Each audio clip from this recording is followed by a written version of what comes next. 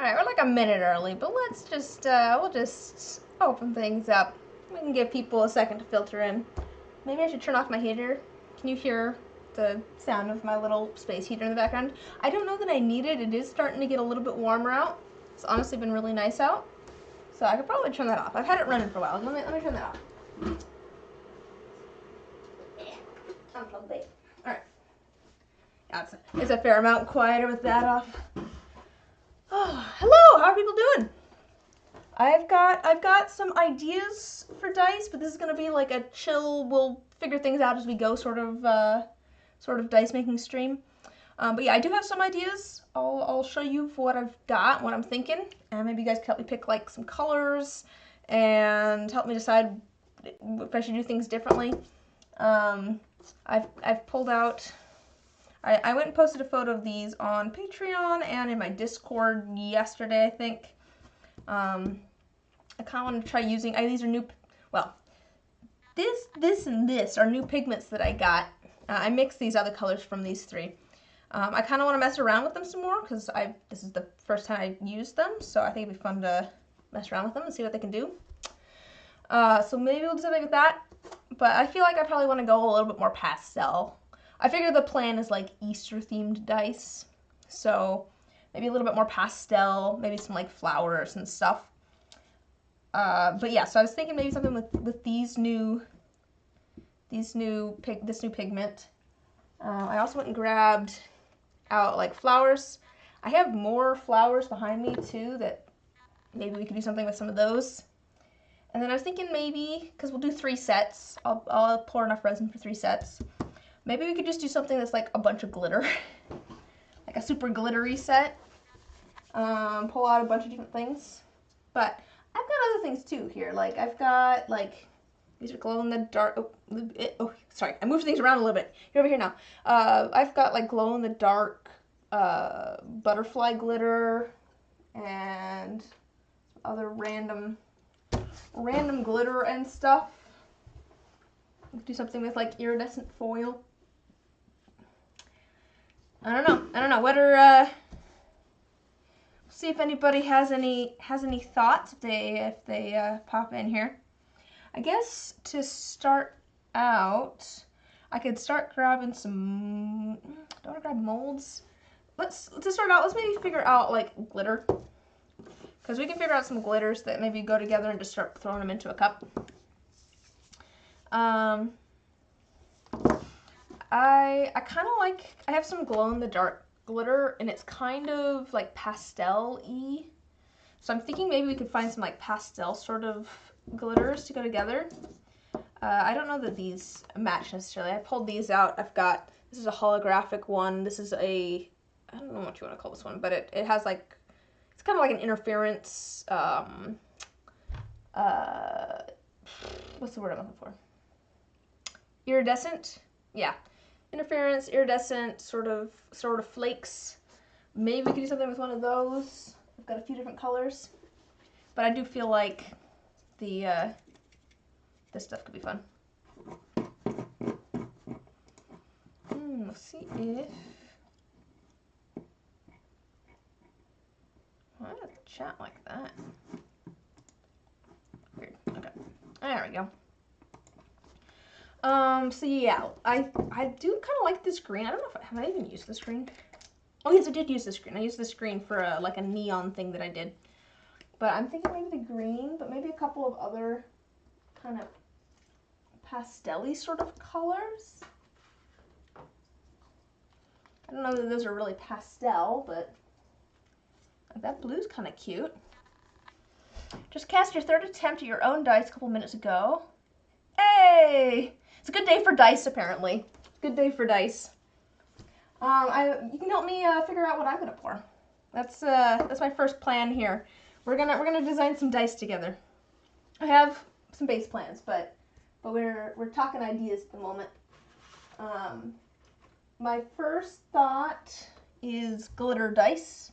Just all of the different glitters. I'm thinking maybe like these 3 together, plus some other stuff. I feel like these are kind of cute together. Although, like, mixed together. The green and the pink will probably cancel out a bit. I could do, well, but you know, if you add too much, it ends up looking kind of brown, right? But we could just pick, should I just pick like 2 colors, or should I stick with like all of the colors? I worry that if I overdo it and I add too many different colors, it's gonna end up looking like brown. You don't necessarily need a pressure pot. I can show you examples of dice without a pressure pot. If you want to make them, like, sell them, you're gonna need a pressure pot. It does affect things, but I mean, if you just want to try it out, you could just get some cheap molds and try it out. Let's see if I can show you. These are some of the first ones I did with really cheap molds I got off of like Amazon. But you can see, yeah, it ended up with definitely a lot of bubbles at the top because I didn't have the pressure pot. Yeah, I'll be honest, I just got a set of cheap molds and tried it out. And then went, ooh, this is fun, I want to do more of this, and then decided to get pressure pot. Because, yeah, you can see lots of little tiny bubbles in there, but also lots of bigger bubbles, too, on the surface there.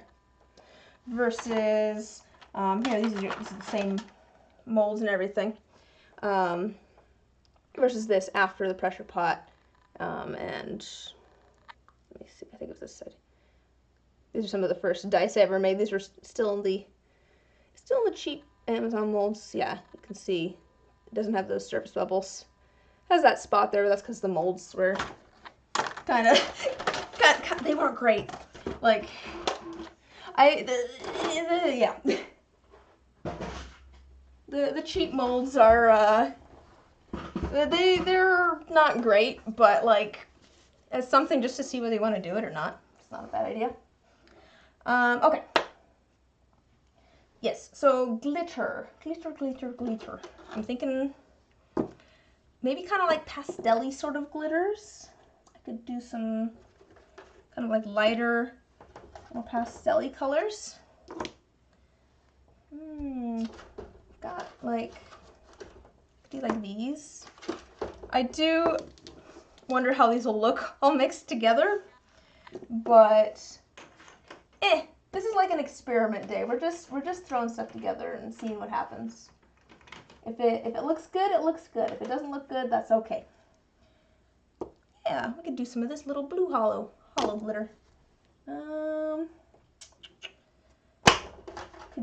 have a bunch of glitter just off to the side here. Maybe a bunch of like blues and pinks and like greens and stuff. We'll just mix all of that together. Let's just, should we do that now? We can just put this onto a mixing cup. I think, let's just put a bunch of glitter into a mixing cup and call it good. That's gonna be one of our sets of dice, is just all the glitter. And they'll probably turn out with way too much stuff going on, but sometimes that's just what you wanna do. I try to treat pretty much all of the dice sets that I make as like a little bit of an experiment, and then I'm not disappointed if things don't turn out good or the way that I wanted. And sometimes that works out well because then I learn something new, or I end up with cool results that I wouldn't have gotten if I hadn't tried it. So we'll see how this goes.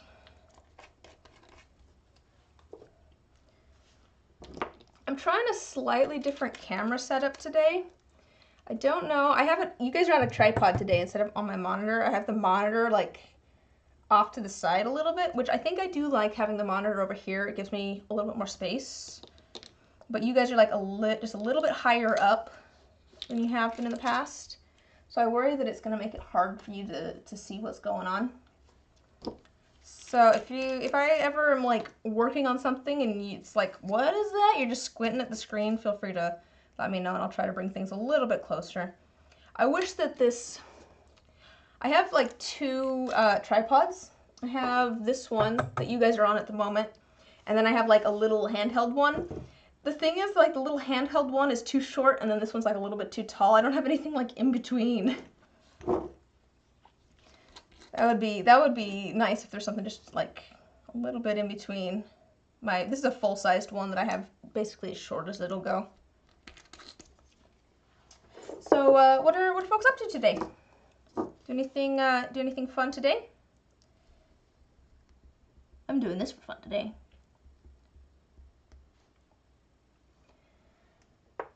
It's been a while since I've just like I was gonna say it's been a while since I just sat down and made some dice. That was kind of what I did with these.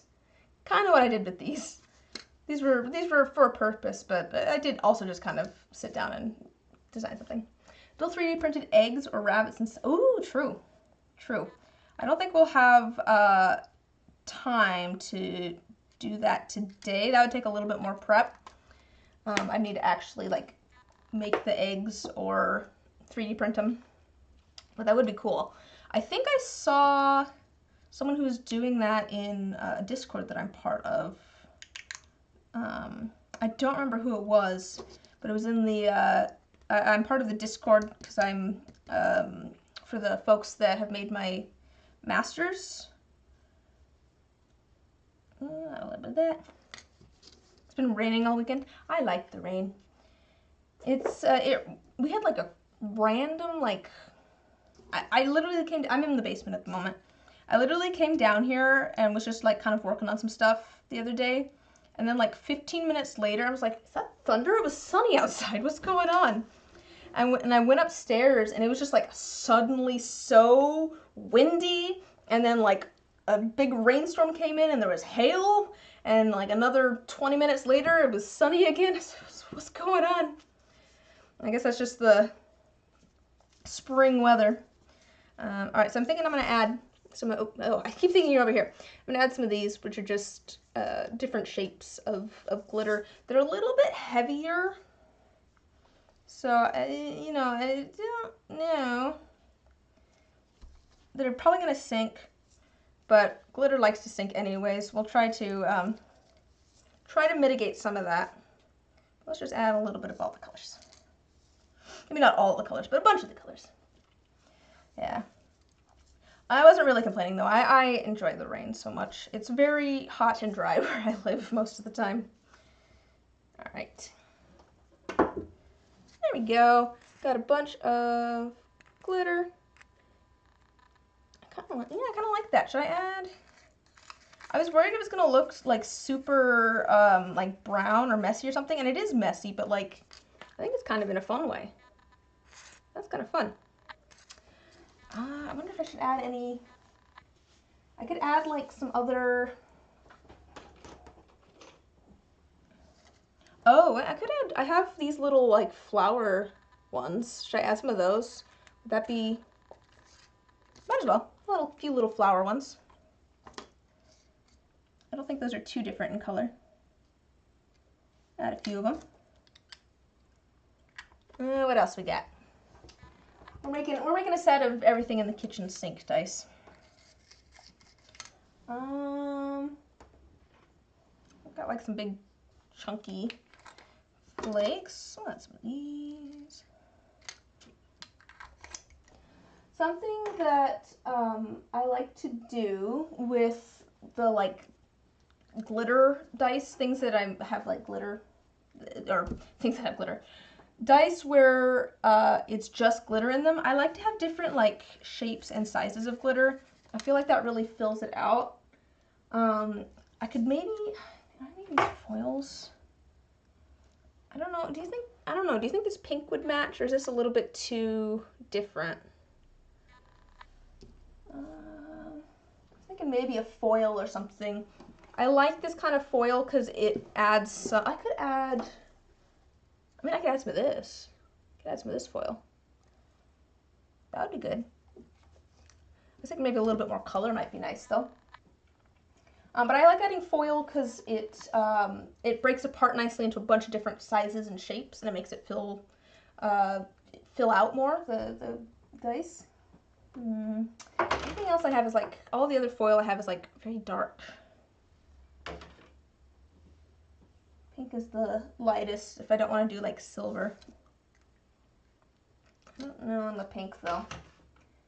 But yeah, could do, what's this? Oh, I've got some of this stuff that's like dyed pink. I also have some that's dyed green. Ooh, I can do that. Never mind, I found a solution. I'll add some of this. And some purple. I'll add a little bit of these flakes.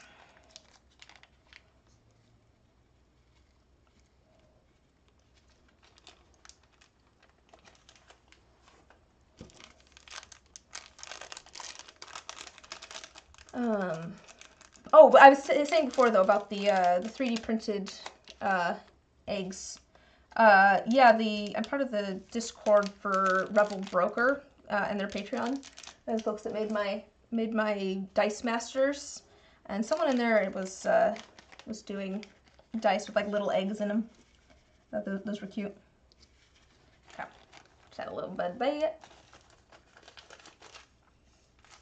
It's been so nice out here. Like, I know I was talking about the rain, but I spent most of Friday. Yeah, Friday. Spent most of Friday just outside trimming the roses, and that was nice. It was lovely out.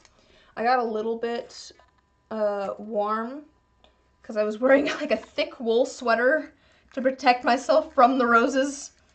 But it was still a good day. Had my cup of tea, just had like a YouTube video playing on my phone. It was good. All right, I think I'm gonna call that good on the glitter. I think that's probably enough. Maybe add more glitter, but I like the mix that we've got going on. I like this sort of pastel-y color, yeah, the pastel colors and the different shapes and things going on in there. So we'll set that off to the side for now. I mentioned previously we're going to do 3 different sets of dice. We'll do the one that's glitter. You're about to get more snow? Oh boy. Yeah. It's an odd time of year. I feel like maybe we're in our week of spring at the moment. It always feels like it goes from like super cold, and then we have about a week where it's like really nice weather and it's good middle temperature, and then it's like 100 degrees out. Fahrenheit, not Celsius, of course. Okay. One set of dice, figured out. The other 2 sets of dice. I pulled out some flowers. I also pulled out moss because I had kind of pastel moss. I was thinking we could do something with that. I do have other flowers and stuff over here. I've got like some kind of pretty purpley ones. Look at those.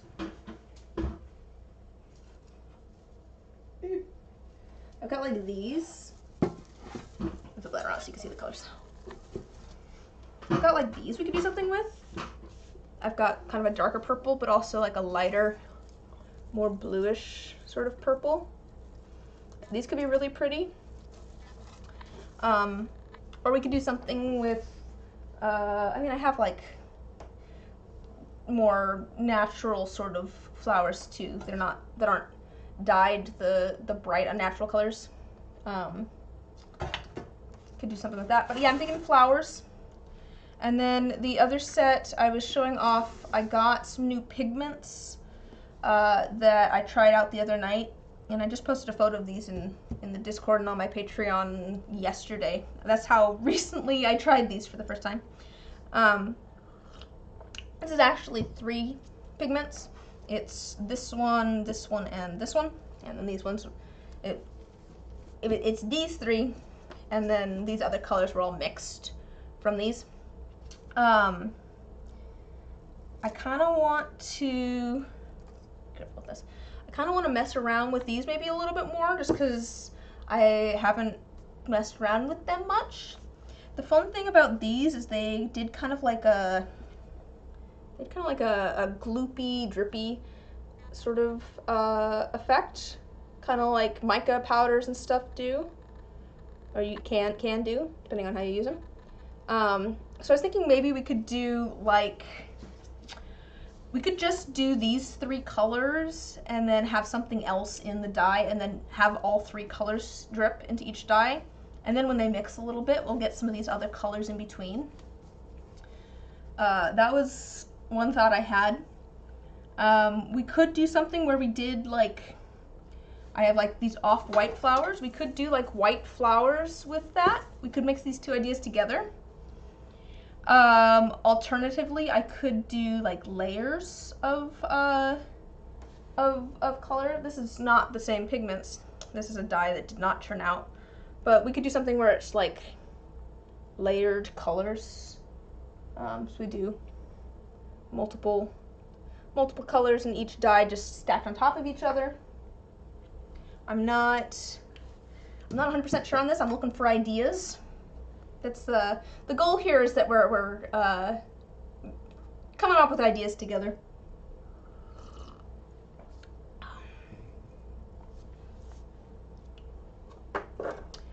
But yeah, so flowers, and then I'm thinking maybe these pigments. I don't know if these are too bright. Like, I feel like Easter, I usually think of more like pastel sort of colors. So I don't know if these feel a little bit too fluorescent. What do you guys think? What do you guys think? I'll put some glitter away while we're thinking on that. I have all this glitter out, and I'm probably gonna knock it over. So let's just set it away.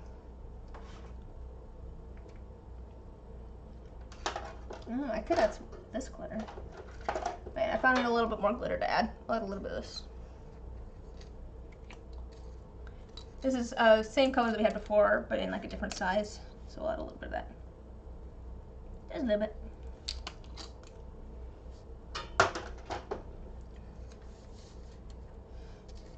So did you get more snow, Sarah, or was it just like expected and then never actually showed up?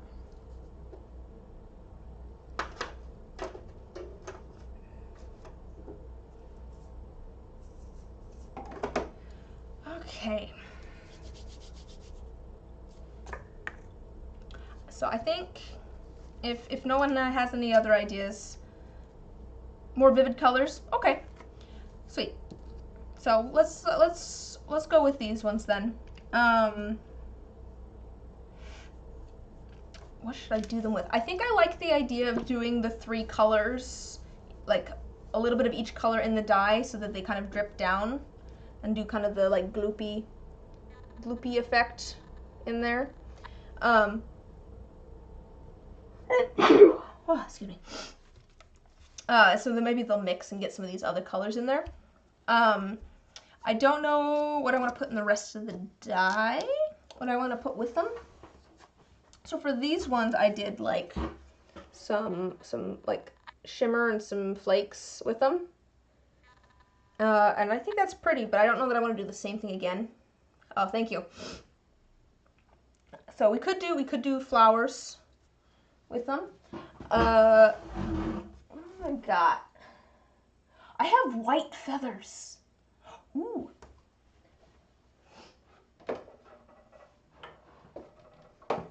What if we did white feathers with the with those bright colors? That'd be kind of cool. This is just a bunch of feathers. That could be really cool. Maybe some sort of like sparkle or something as well. We could add some sort of like a little bit of sparkle to the resin, so it's not clear resin that this is dripping through. What do you guys think?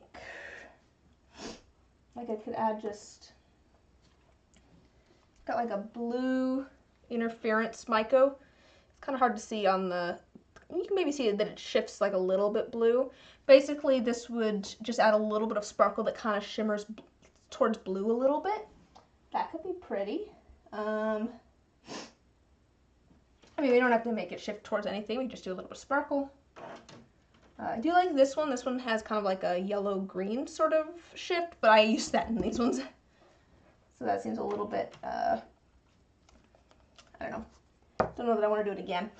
Oh, let me grab a tissue. just like a mute for a second. I think things are starting to bloom. I've been very sniffy.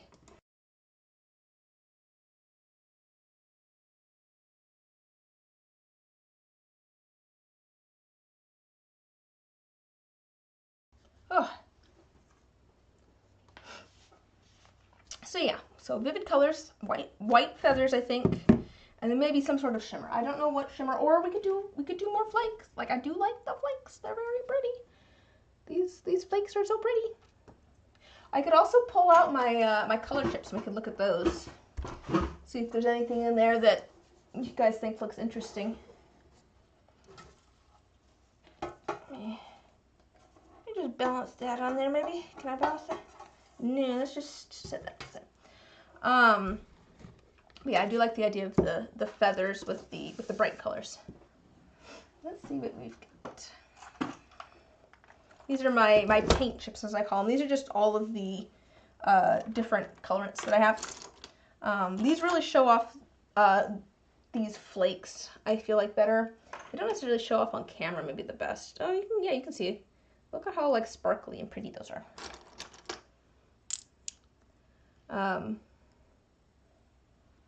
But yeah, we could do some of that.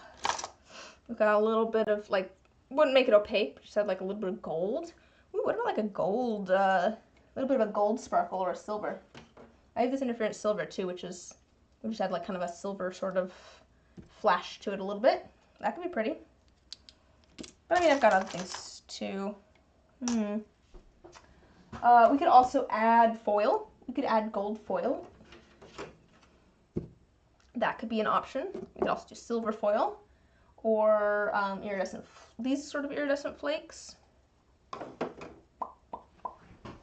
What else have I got here? I don't think I want to do glitter. The glitter likes to sink. The flakes and the foil, they do better. They maybe still sink a little bit, but it's not nearly as noticeable as just like glitter, like just like plastic sort of glitter. And we want these to sink a little bit, so we want to pour the resin when it's still fairly liquidy so that these will actually sink and get mixed together a little bit and get kind of cool like drip effects in it. Whereas and then if we put glitter in it, we want to pour it later so that it didn't sink. So there's some things that don't necessarily work the easiest together. Some looks. That does mean probably the order that we're going to pour things in. We're going to do maybe the flowers first because we want the resin to sink in there around the flowers. We want to have time for any air bubbles that are in there to get untrapped before we put the lids on, so we can add more resin if we need to. Then probably this one with the bright colors, because we want these to sink. We don't necessarily need them to sink this much, like this. Look at how much this sank. I just put it like in the top half here, and it pretty much completely filled the dye.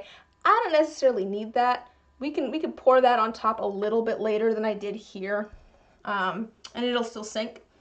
And then we're gonna wait for the resin to get really thick for the glitter one, because we need the resin to be really thick so that all of the glitter it doesn't have time to sink, and it's harder for it to sink. If you've ever wondered why I don't make resin coasters, that's why. I don't do well with the warm drinks. I just stick to it. Ooh, this would be pretty too. Do like this. What if we? Here's an idea. What if we did the flowers with one of these flakes and some gold foil? I think that'd be really pretty. Ooh. Ah! No, my purple flowers! I have so many purple flowers.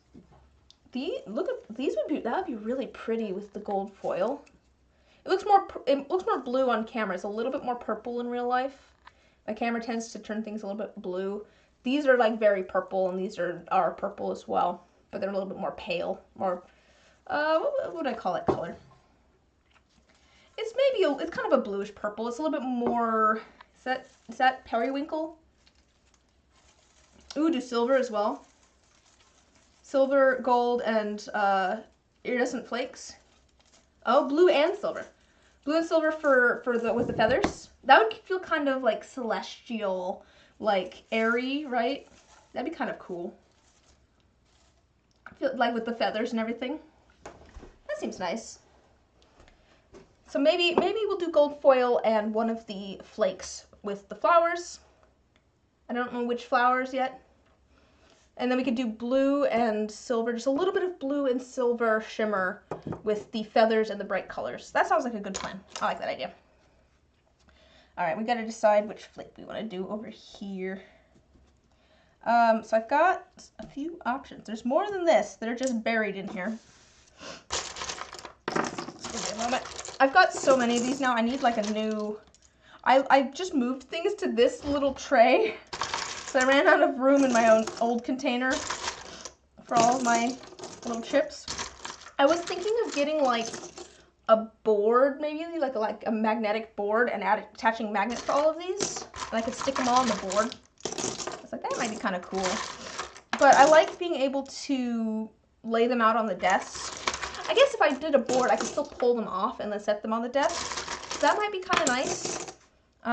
Some of these have jump rings on them, because I used to have them all on like a little chain or a little rope, and then it made it difficult to lay them out in like, oh, maybe I want this color and this color together. Ooh, that's kind of, maybe this one instead, actually. We'll get rid of that sort of thing.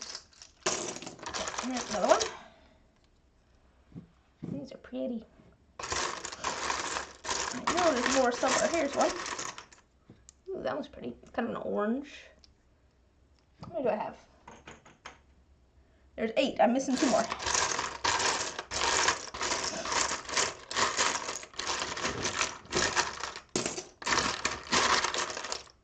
Oh, there's one. It's blue. Ah! Run away!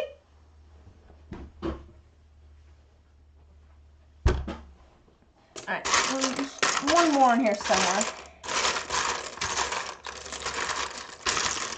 I'm blind still.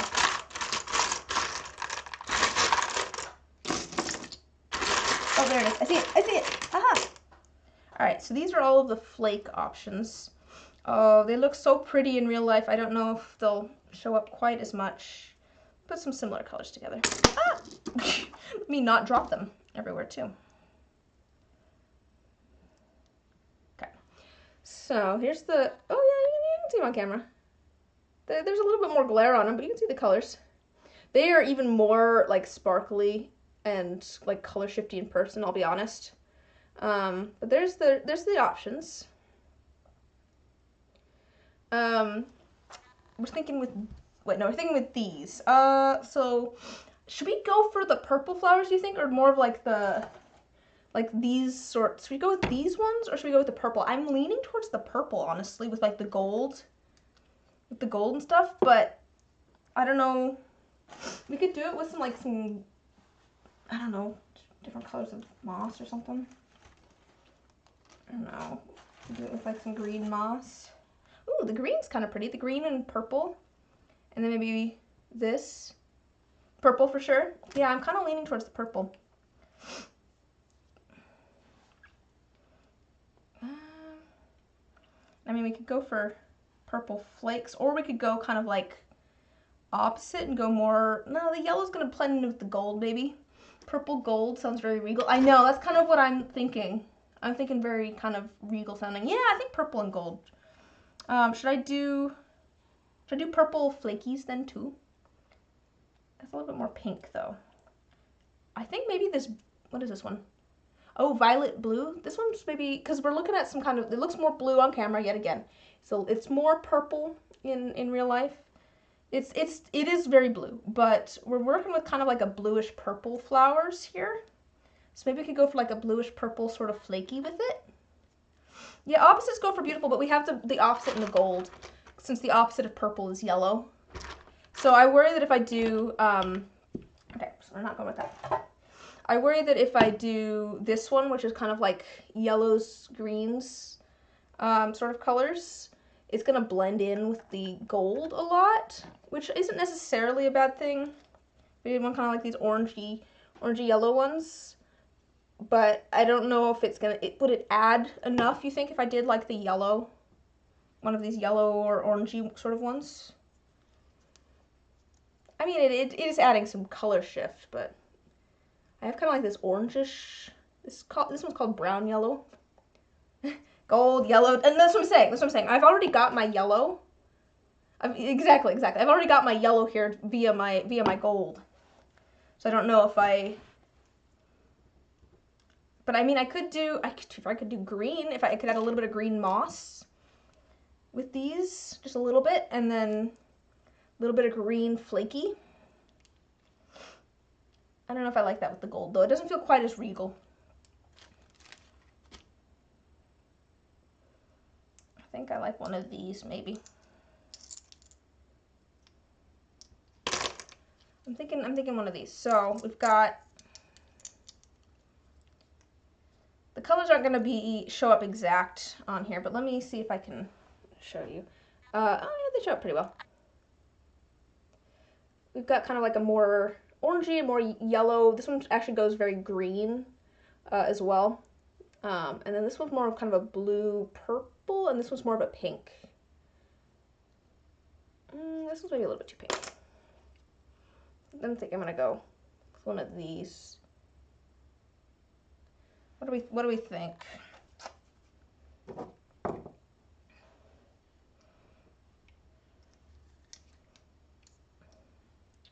Just think here.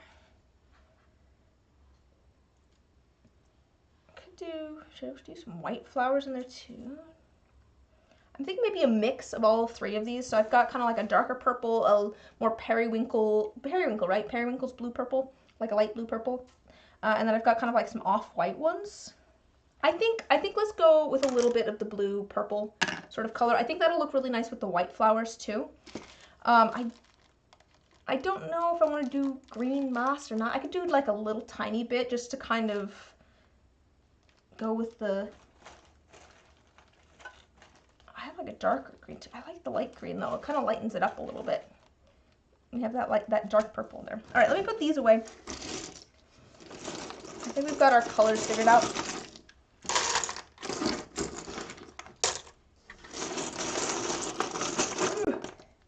Yeah, I need to figure out, I think, a better. I have maybe a little bit of a problem with getting new colorants and things, because I want to try them all. I may have used the excuse of my next YouTube video about resin colorants to buy some more resin colorants. I should have that done soon. I'm pretty far through editing it, but I need to record some more stuff because I did record it and then go, ooh, I really should get some of these colorants that I want to talk about because I don't have any, aka these guys. I should really get some of those and try them out, and now I have, so I need to re-record, or not re-record, but I need to record talking about those, really, now that I've actually tried them. Violet blue, where's the violet blue? Violet aqua. Violet blue, purple pink, no. It's gotta be this one, right? Violet blue. Okay.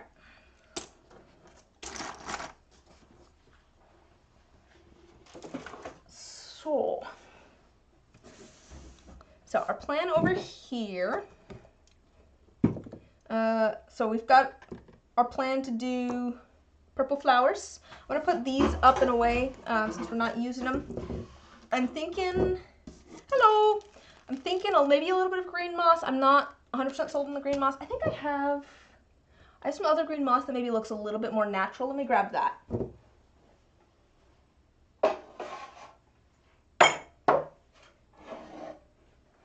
Since we're going for the more like natural sort of flower, I could go for like, it's maybe a little bit more yellow though.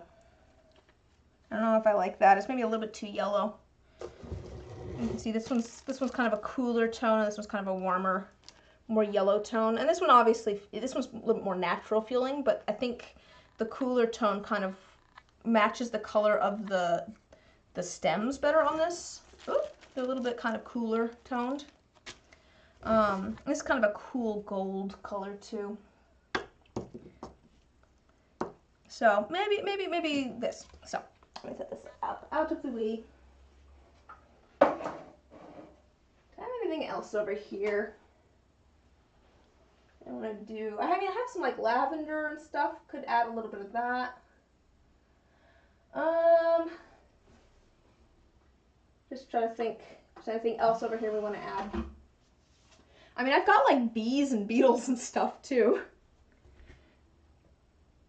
No, I don't think that matches the vibe. I don't think adding like a bee would match the vibe quite of what we're going with the kind of the regal sort of feel. All right. So we're gonna do a mix of our purples and kind of periwinkles and off-white flowers with maybe a little bit of green moss. Not 100% sure on the green moss yet. And then resin that has gold foil and a little bit of iridescent flake in like a violet blue color. Should we do you think we should just leave it at that, or should we do sort of like a mica drop through it or something? We could add then, you know, like drips of mica through it if we wanted to. Or like a layer of like a off-white. Or, I mean, I feel like that's probably going to be pretty on its own, right? We don't really need to add anything else. We're doing kind of a drippy thing with this over here, which I will go over what we're doing over here too. The plan is we've got white feathers. We're going to put white feathers into the molds, and then we have these three colors that we're going to put. We're going to do drips in there in these three colors. And then we'll hopefully sink down like kind of into the feathers and also mix a little bit and make other colors as they go, because these are all colors that have been mixed from these three. Let me grab our molds, I think. I think we're ready to start putting things into the mold. Oh, also we're going to have a little bit of silver, a little bit of blue in the resin there as well. Just make it kind of feel a little celestial almost. But yeah, let me grab molds. And then we can start putting things into them. I think for the flowers,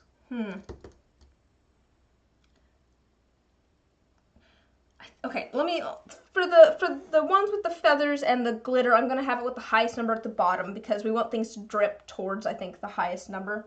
I think that'll make the dice look the best when they're sitting on the table. So let me grab those.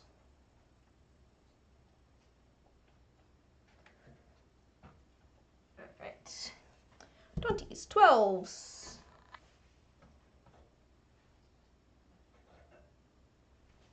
10s.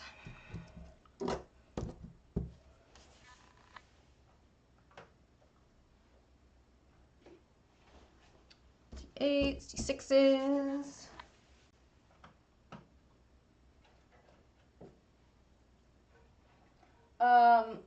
The drop of pearl.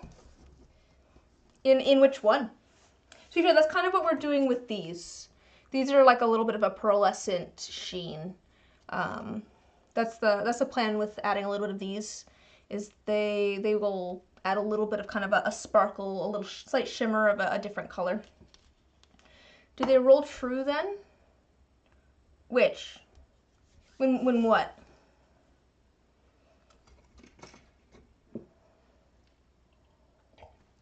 Oh dear. I think I should take the tea bag out of my mug so I don't splash that everywhere.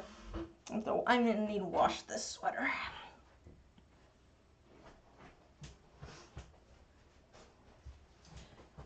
Well, like the stuff that we're doing today, the dice should be, oh, the glitter ones, it should be fine. It's just ever so slightly denser. It's plastic. Everything we're doing is like plastic. It's just ever so slightly denser than the resin that we're using. So it's gonna be negligible in the grand scheme of things. Like, same with this, where the pigment has sunk. It's heavier, yes, but it is such a slight difference that it's not gonna cause a big deal. Even like the flowers, I wouldn't be too worried about the flowers either. We're gonna try and get them in the dice so that they're not all weighted to one end if possible, but it really shouldn't cause too big of an issue. D4s. For this one, okay. All right, so I've got two different D2s. For this one where we want the drips to show up, I'm gonna use this one, which is on its side, so that we can hopefully add the drips and you can see them dripping through more. And then for the glitter, we'll do this one because I want the glitter to appear more even. So if it sinks to the face, it's so flat, the dye itself will appear even. Okay, let me split these up.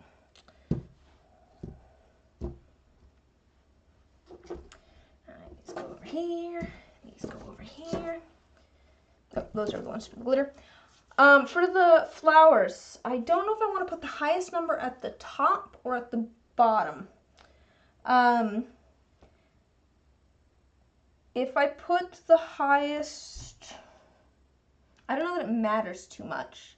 My only thought is that it's possible that whichever side is up the side that is up is gonna require more sanding than the rest of the dye.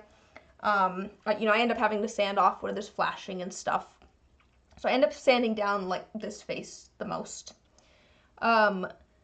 So if there's plants in here, if they are very close to the surface, I might end up sanding the plants a little bit, and that can make it look a little bit funky. So sometimes it's best to put it the lowest number up so that the highest number looks the best. We'll make the lowest number look the worst, That way it's more exciting when you roll, your high numbers. But my other thought with these flower ones is if I do the moss, I'd probably put it at the bottom and stick the flowers in it so it looks like it's kind of a little bit of a scene almost, like the flowers are growing up out of it. Maybe I just won't do the moss. But if I did that, I would want the highest number at the top so that it looks like the right side up when the highest number is at the top and the moss is at the bottom. I could do the highest number at the bottom, put the flowers in, and then put the moss on top, though. That could be an option. It's not a terrible idea. Let's grab it with the highest number at the bottom of the mold again. I've talked through my thoughts now. Now that I've talked through my thoughts on it, we'll go with that.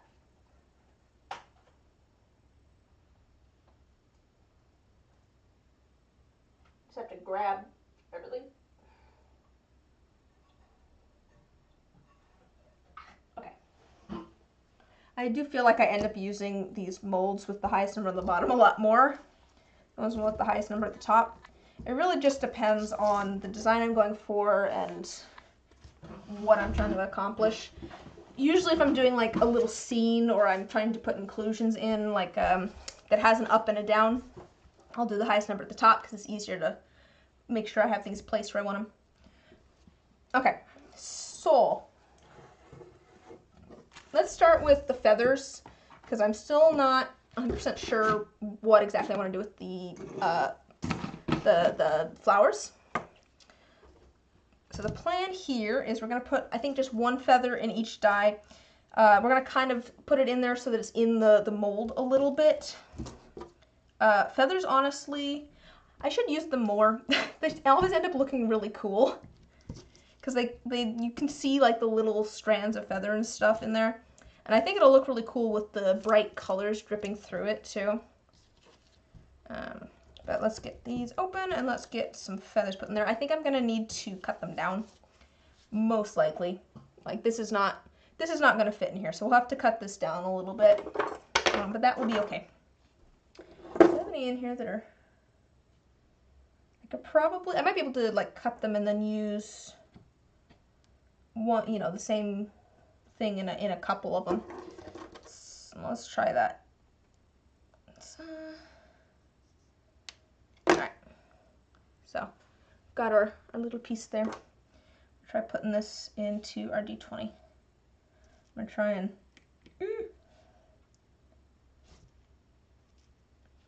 try not to lose all the little feather pieces. Hello! How's it going? Putting feathers into some molds. And hopefully not make them look terrible. I'm also trying to make it so that the end of the feather isn't like jammed into a side somewhere, because that can definitely, like if it's jammed into the side, that definitely you can feel it on the die. You end up having to like sand it and stuff. Let's get all those feathery bits in there. I'm trying to make it so that it's in the mold completely. There we go. Let's see if I can kind of show you where things are at. This might be a little bit hard. Oh no, there you go. See, it's in there. Covering most of the bottom of the mold. This is what we were left with because I trimmed it down. Let me get rid of the very bottom there that doesn't have any of the fluffy part. I think maybe I could trim this down a little bit, make it look a little bit more natural maybe.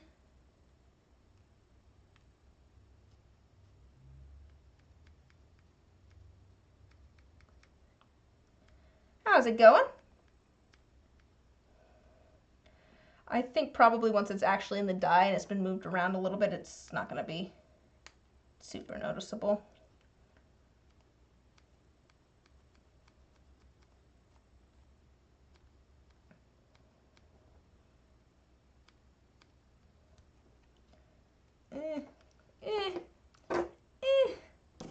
It's not the most convincing feather, but I think, like I said, I don't think it's going to be, you're not going to be seeing that quite as much once it's actually kind of folded up a little bit into the die. Let's see, where do we want to put this fluffy one? Will this fit in the D6 or the D8? I could put this in the D12 actually. Let's put the fluffy one in the D12. There's a lot of fluff there. This looks like my cat's tail. She's got like a fluffy white bit on her tail, and that's pretty much what it looks like. All right, let me just again make sure that it's not jammed into the side here. I want it to be nice and curled so that yeah, I just got like a pack of feathers, and it was not a very big bag, and then I opened the bag and they went poof and just expanded. Got everywhere. I was like, wow, that was my response too. Was, oh wow, that's a lot of feathers. I was not expecting it to be that many feathers. All right, let's see here.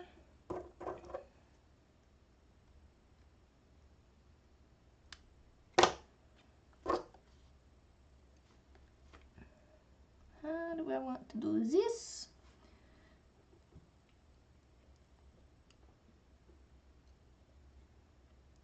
I kind of don't want to add too much feather either, which maybe sounds like odd, but I want to be able to see the individual lines and stuff of the feathers, and so if I add too much, there'll be a lot of overlap and stuff. I could probably just add some of these little clippings to the D4.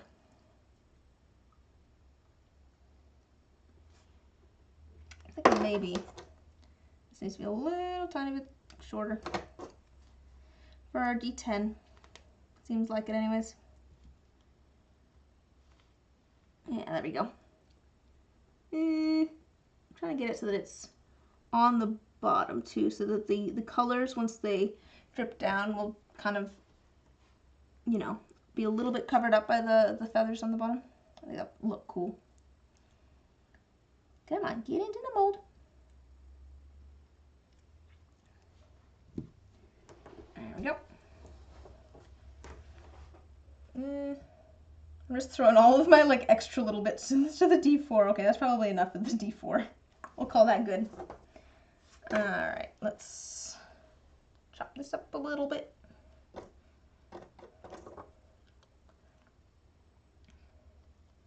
Anyone do anything fun for Easter today? I feel like I should have done an Easter egg hunt, but I didn't. That would have been fun. We did one last year with our friend group, and that we had a good time. My brother went and put together a bunch of Easter eggs with candy in them. And it was funny because we were like, we want to find the Easter eggs. We don't need this much candy. I think perhaps we are all old now. We're just like, yeah, Easter eggs. Oh, that's a lot of candy. I don't know that I need that much candy.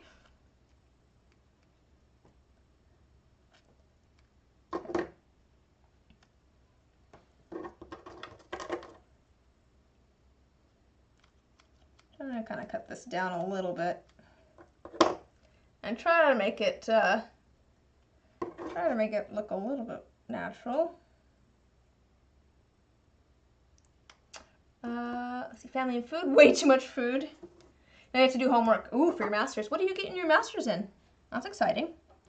And watching stream, upgrading a Magic the Gathering commander deck. That sounds like a good time. Went out for breakfast. Ah, now I'm gonna join pouring resin. Are you pouring anything in particular? Or just like fun stuff? I say that like it's not all fun stuff, but like, you know what I mean? Like, do you have like a specific plan, or are you just like gonna pour something random like I'm doing? Oh, secondary education. Oh, okay. Man, I feel like if I was a teacher, I'd want to be an art teacher. Maybe middle school. I don't know. I thought for a while if I was going to be a teacher, I'd want to be an elementary school art teacher. And now I work with kids. I'm like, I don't know. I kind of get along well with the middle schoolers. I don't know. I could. I like doing this though. I'd love to make this my full-time gig if I could. And I enjoy my other job too. I work at a tutoring center, and I enjoy doing that. So as long as I can make it pay the bills, you know, I'm pretty happy with where I'm at. If you know, things don't work out, maybe I'll head that direction though.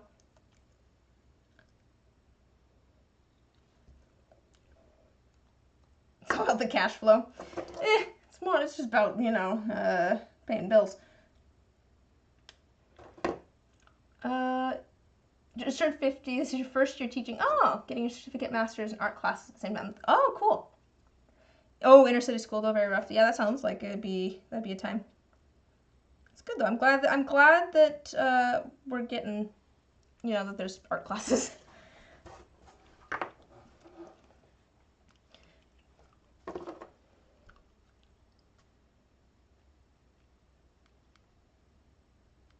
I mean, you know, I figure this is, you know, that's kind of what this is, right? This is kind of an art class. Sort of. I don't have nearly as much training as you do, I'm sure.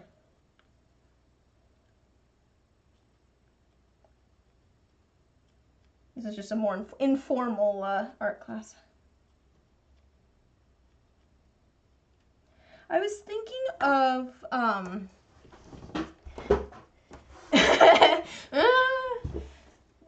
I mean, it's your first year teaching. I've heard my dad is a teacher. I have heard that the first year is always like rough. The first year is just staying afloat, and then hopefully I think it gets a little bit easier after that.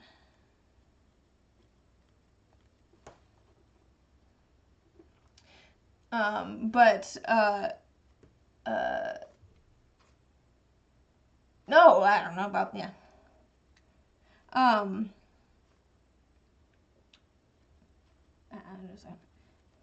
Oh yeah, I was gonna say, I was trying to think of like how I could like revamp my Patreon a little bit.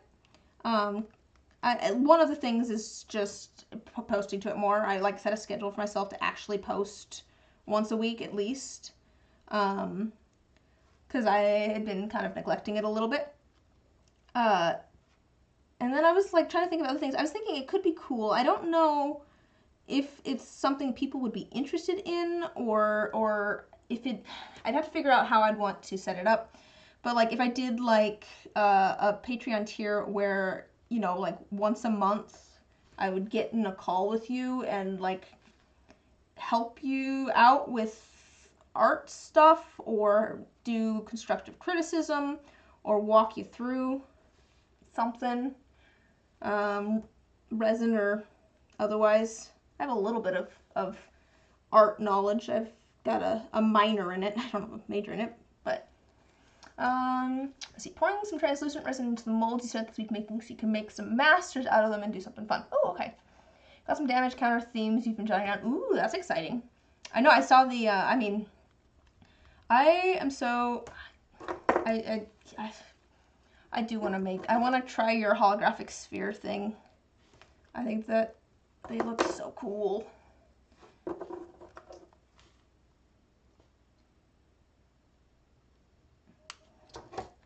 It's like, I do have sphere molds. I could try this.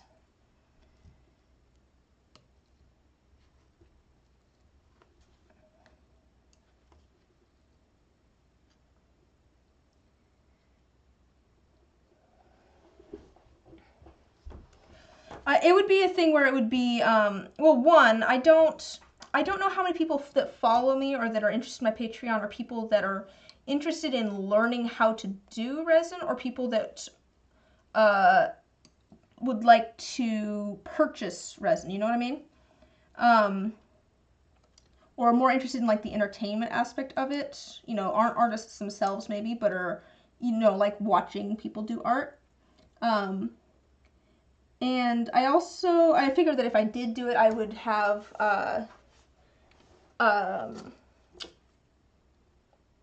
it would be like a limited tier, like my current D20 tier. I have a tier on there where you get a D20 every month, and I have a max of 10 people can be at that tier. Let's see.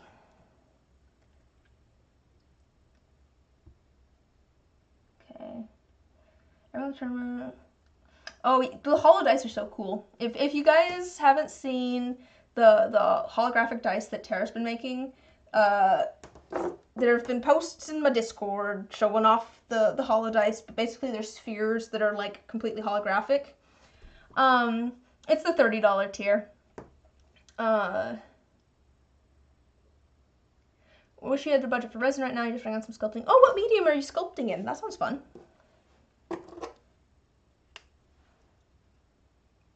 But yeah, the D20 tiers is $30, but I'm debating how I would do it if I did like a one-on-one art. Oh, air dry clay, fun.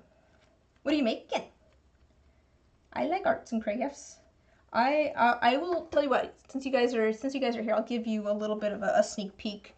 I'm in the middle of a painting that I'm working on, that I am filming, and I'm hoping to turn into a video once it's eventually done.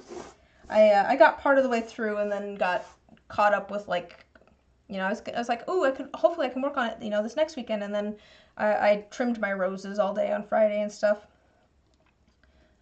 Look at all that fluff just hanging out of there, huh? I wonder if that's gonna be okay. It might be okay.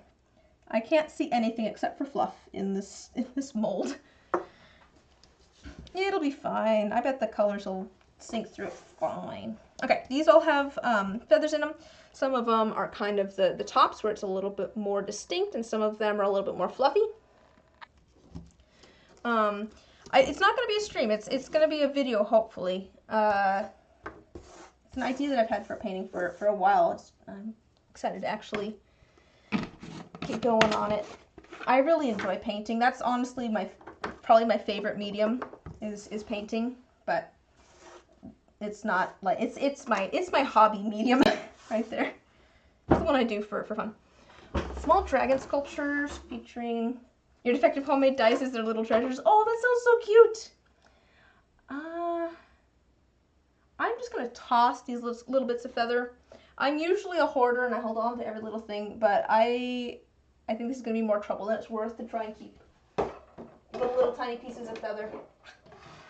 So let me just toss these real quick.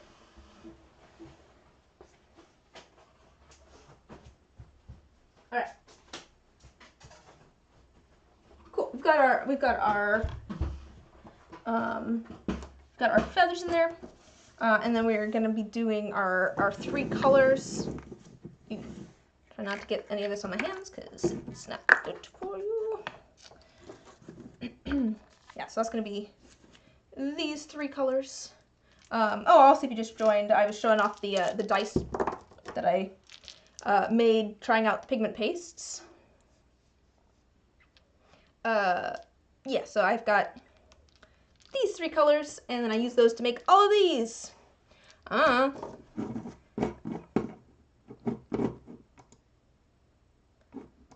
it tell me? I'll be honest, I don't really know. I think it says like 6. Yeah, it looks like it says 6. I can't have the control room thing for streaming on YouTube doesn't work on this computer. I'm planning on replacing this computer at some point. So it makes it a little bit hard. Ah, I see.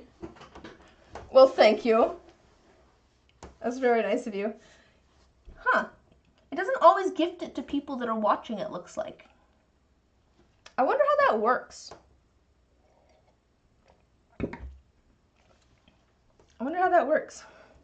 But thank you. There you go. That'll go towards me hopefully replacing this computer at some point so I can actually open the live streaming control room on YouTube. It just doesn't come up. This is what I get for streaming from a Mac. Ooh, I don't want that on my hands. That is gonna be maybe my problem with pigment pastes, is that they're a mess. Okay, let me set this off to the side. We got those figured out. Have to accept gifts.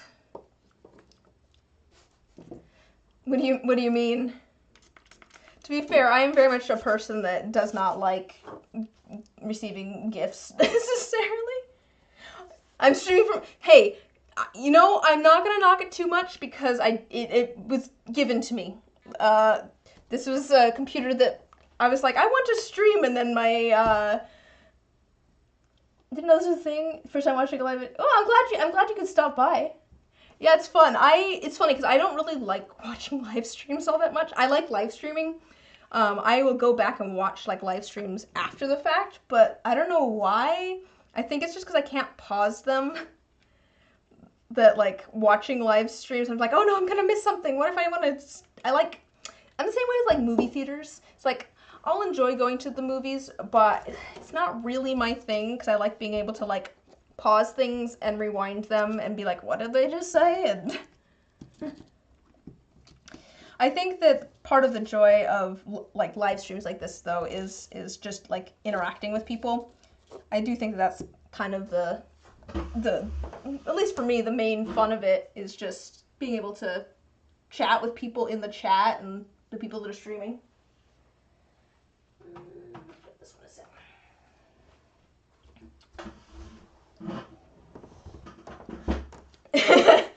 Yeah. Exactly. It's I like being able to pause it and take a bathroom break or go get more food or go on a walk and come back to it later. That was for this. Yes. I'll be honest, I really know nothing about Dune.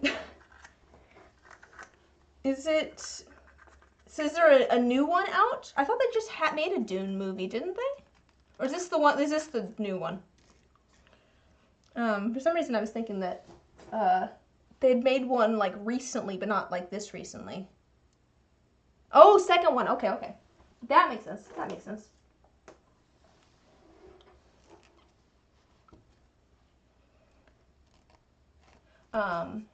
Oh, but yes, the Mac that I'm streaming from, I was saying that I wanted to do live streaming, and a friend was like, hey, I have a Mac that I'm not using. It's really old. But you can have it if you want. I was like, all right.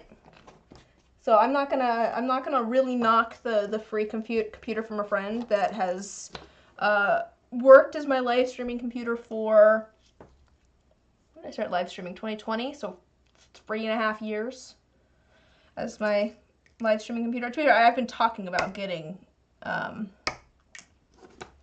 different one for a long time. Because I started live streaming on Twitch before I ever started live streaming here.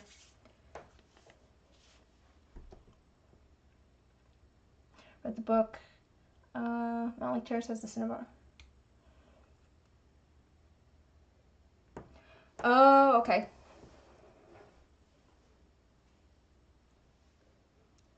There's a laundromat with a bar near where you lived.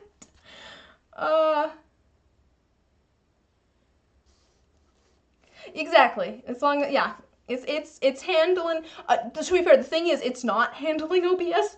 So I have Streamlabs, which is not supported on like the operating system that I'm on. I've got this thing jerry-rigged. I have to go into the command line and run commands to open Streamlabs so that it'll actually run. The same friend that gave me the computer was very nice and helped get that stuff figured out as well. I call him my hardware guy because he's yeah. But it's very much jerry-rigged. I think I'm running a really old version of Streamlabs, so that I can get it to work. Okay, let's do a mix of, I think, the 3 different colors here. We'll do maybe mostly, actually it's kind of 4 different colors, kind of 2 different light purplish blue ones. But we'll do a mix of the different colors here. It's okay. I might get a laptop at some point. I'm thinking that laptop might be fun because then we could maybe travel. Like we could go do live streams elsewhere in my house, or it'd be easier for me to then move to do like making soap over there. That's not for a while. It's kind of what I'm thinking.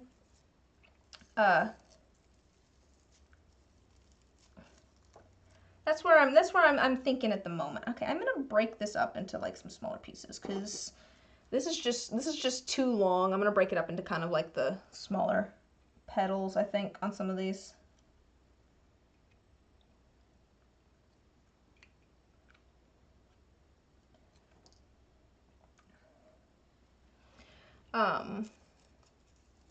But yeah, it's like, as long as it works, right? I'm sure at some point this thing is gonna go completely kaput, and I'll have to upgrade to something a little bit newer, but it's working for me for now. But yeah, it's very much jerry-rigged.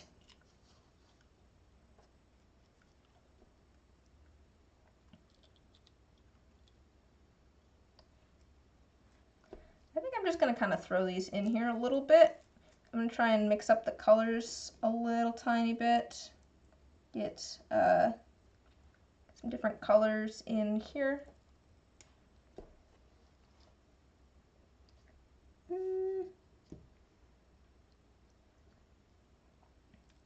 want the flowers to be down though. I don't want to go where I want them to go. There we go.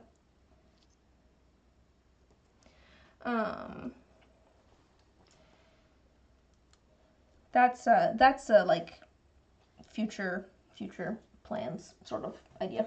I'm gonna pull this out. I have some that are already fallen off. We'll throw those in.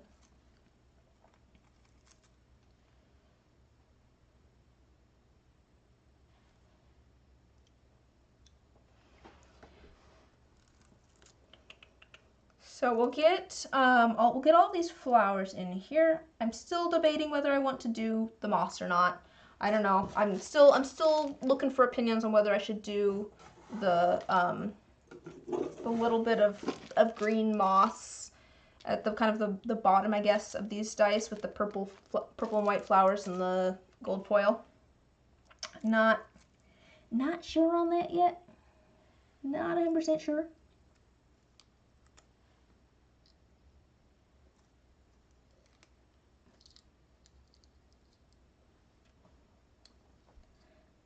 That's some white flowers. Actually, we'll grab some more of these bluish ones. Might be too much. That's kind of what I'm thinking. I don't know if it might be a little bit too much. But it's not like we're adding, yeah. I worry that it's not going to feel as, like, royal as, yeah, I worry that with adding the green, it's not going to feel quite as royal as just, like, the purple and the gold.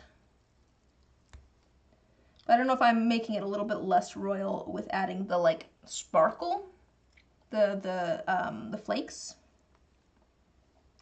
Anyways, you know what I mean? Like, does that make it feel a little bit less regal?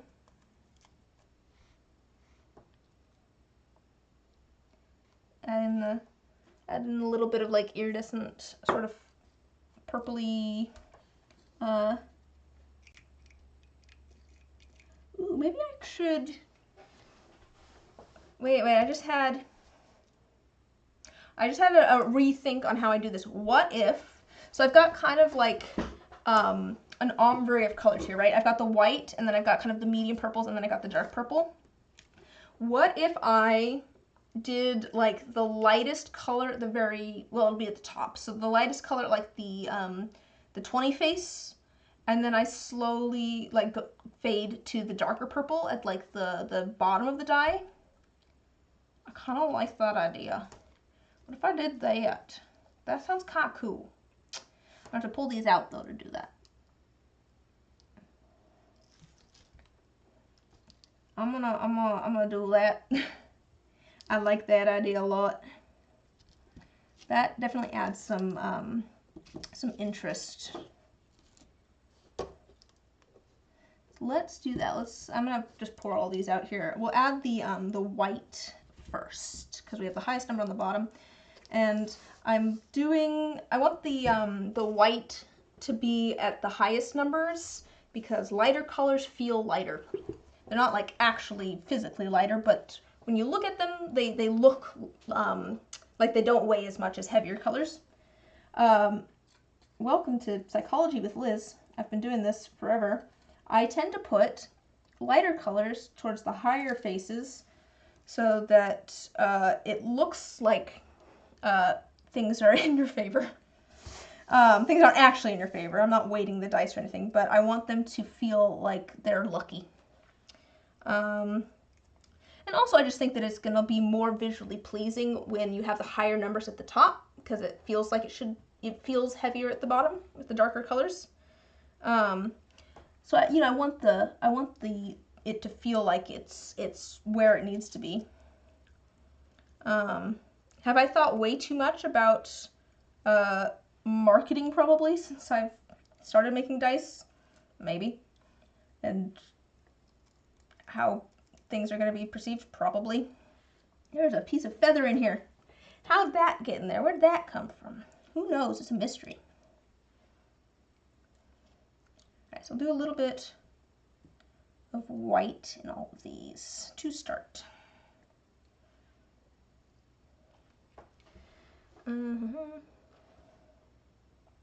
Very sorry now if the mystery is gone now that I've told you all that. I'm so sorry. It might come as a shock to you that I've been psychologically manipulating you all to buy my dice by putting the darker colors at the bottom. I just think it's more visually pleasing too.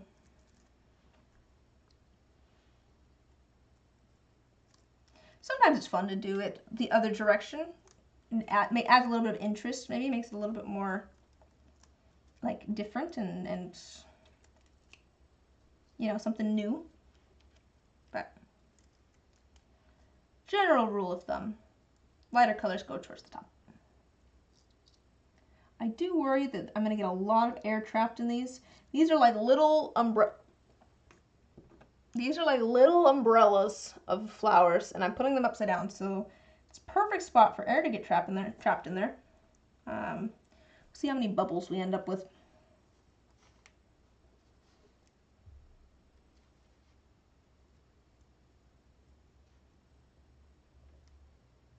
Okay. I've got some like little tiny like unopened blossoms, but they still have kind of like that color to them, so we'll add that. Do I sell on Etsy? I have my own website at this point. I started out on Etsy, but I moved to my own website a little while back. I think it should be in the description. I think it's in the description. If not, it's just alchemist-attic.com.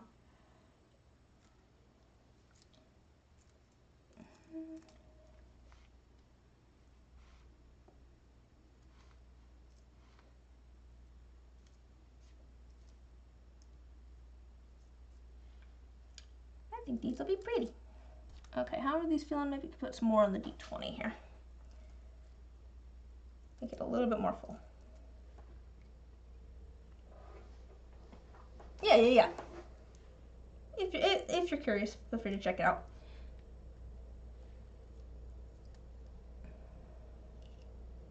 I will try to, by the way, as well, I will try to film unmolding these dice and put it up as a short on my channel so you guys can see how they turn out. It'll probably be a couple days. I'll unmold them. I'll mold them probably tomorrow night, but then, you know, it takes a... I am very slow at editing. Hence why my next video is not out. Very slow at editing. And now I'm like, well, now I want to do other stuff too. So, you know, might start using my second channel more as well for like miscellaneous things and playing games with friends and stuff. Gonna try out maybe recording some stuff for that this week. But yeah, it's the editing. It takes forever. I'm just not good at it. Oops. That did not come off. Come on, get out of there.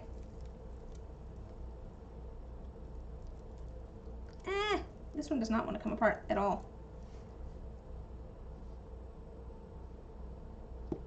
We've moved on to our kind of like lighter purple one. I have kind of two different colors of purple. I'm going to do kind of the bluish one here first. They're very similar, but I'll go for this one that's like maybe a little bit more blue first, and then I'll go for the one that's a little bit more purple. I think that'll ombre nicely. Slowly fade, slowly transition from the white to the dark purple.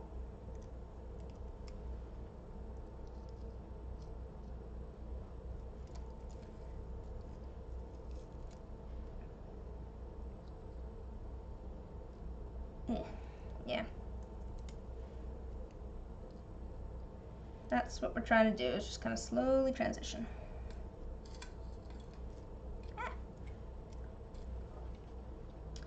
Is this one more blue? Yeah, this is more the blue. I can use these. These are the blue ones. I've got them all over my table and I wasn't even using them.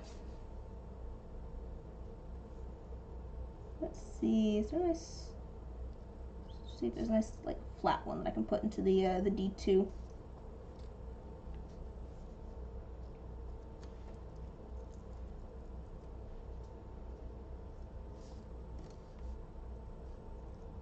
There we go.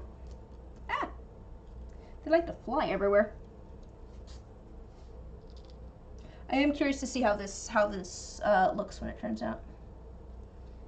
If you've ever wondered why handmade dice are expensive, it's because I'm sitting here adding flower petals one at a time to a mold. I think this is the last thing. We'll set up a mixing cup for the foil and the little bit of foil flake, and then I think we'll be ready to pour resin after we get all these into the molds. That's the plan. So at the moment, we're just getting these into the molds. That is our current plan of attack.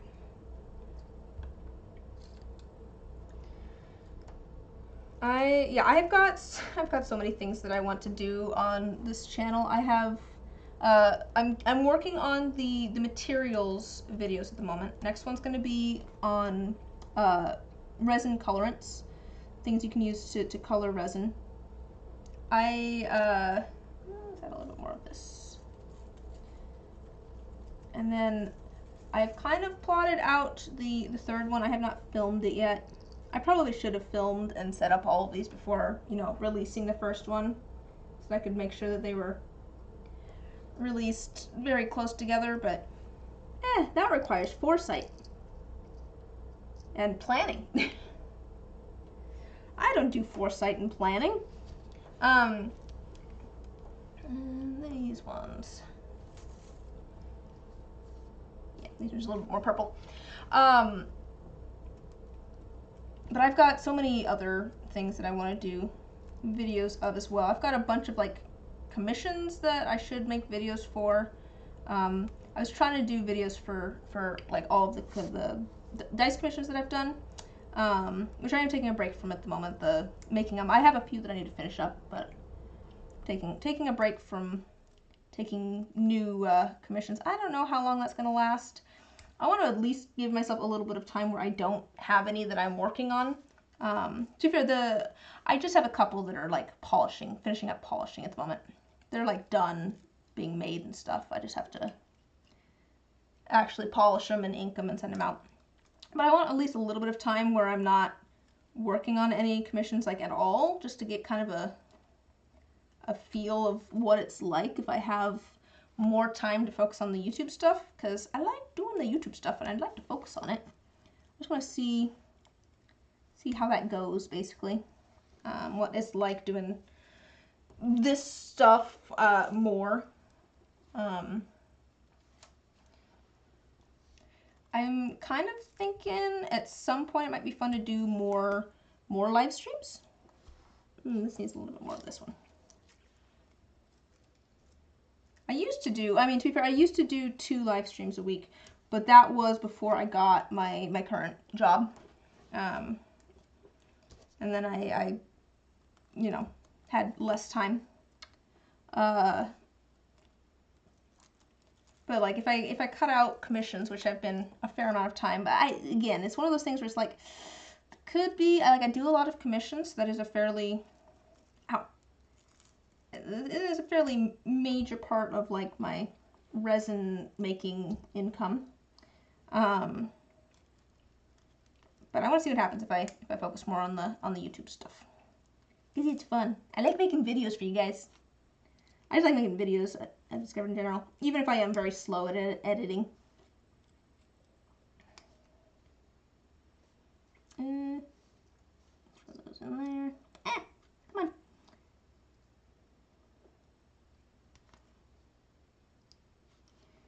on. A little bit more of the kind of purpley ones, maybe? Yeah. Just a little bit. I need to add some to the D2 at the very least.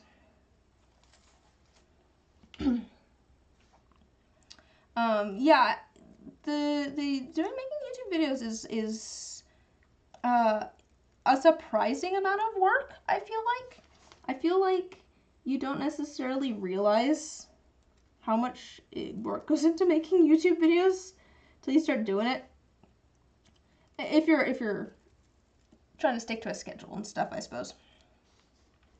I guess maybe if you're not, if it's just like a occasional thing, might be not as much, but man, like editing takes a long time.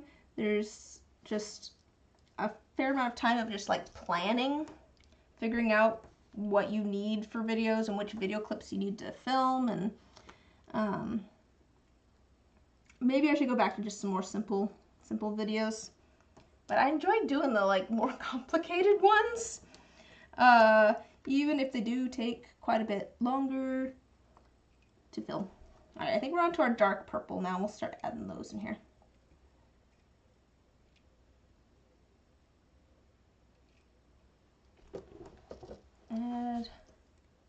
Yeah, we'll add dark purple. This is going to be kind of the color at the bottom here of the dies.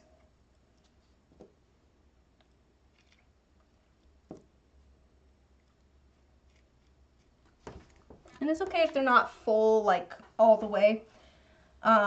Honestly, the plants will probably float a little bit.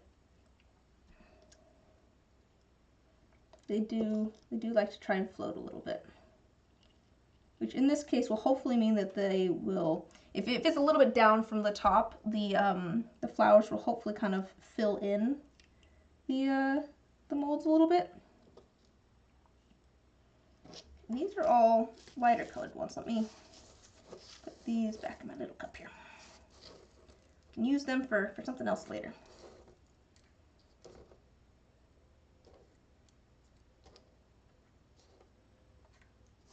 Got just a bunch of little tiny pieces. Ah! Can't pick up the flowers. All right, we are on to our dark purple. Yay! I did not mean to grab that big of a piece, but just set that over there.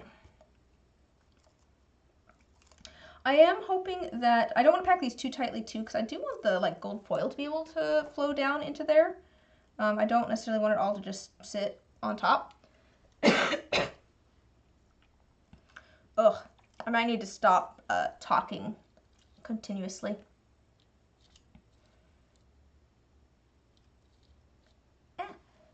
But yeah, I don't want to jam pack these too tight. Both because if you jam pack it too tight, the flowers push against the sides of the molds and then sand weird. But also, yeah, I want that gold foil to be able to sink down in there and actually work its way around the flowers. Fill in a bit.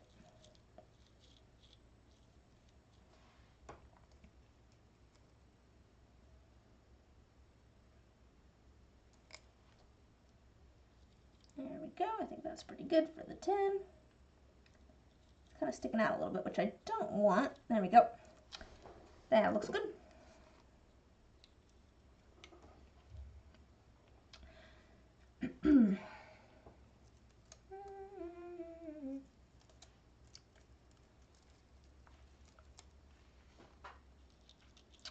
So I was just saying that I think I'm going to use my, I have a second YouTube channel. It's got like a whole 17 subscribers. Like, it's just kind of going to be like a miscellaneous, have fun with it sort of channel. I probably won't set up a schedule for it. I'm just going to post whenever I feel like it.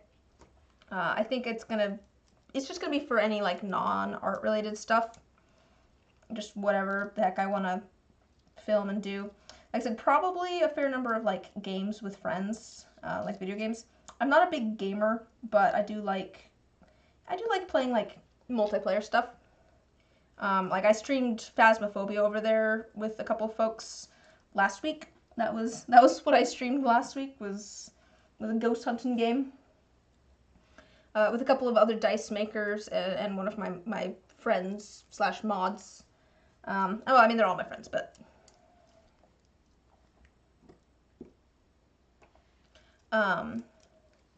you know, maybe some like multiplayer stuff like that.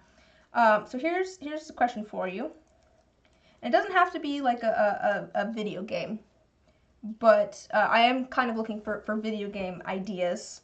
What like video games do you think I should play, or rope friends into playing with me? And or like what sort of other stuff do you think it would be fun to see? Like, I could see it being fun to do some, like, weird, just, like, weird challenge type things, or, I don't know. I really don't know. At the moment, probably mostly multiplayer video games with friends, but yeah, what are some games that we should play? It doesn't have to be, like, multiplayer, like, it could be, like, a two-person game. I've been trying to drag my brother into making YouTube videos. I don't think he's convinced, I'll be honest. But one of these days I'll convince him. But he will, you know, record with me. So it could just be like a 2-person game. Like we've been talking about doing like some multiplayer, maybe like puzzle games. That could be really fun. That's my thought there. But I don't know, anything that you think would be entertaining to watch, or if there's like some new games. I'm not a big gamer. I just like playing things with friends.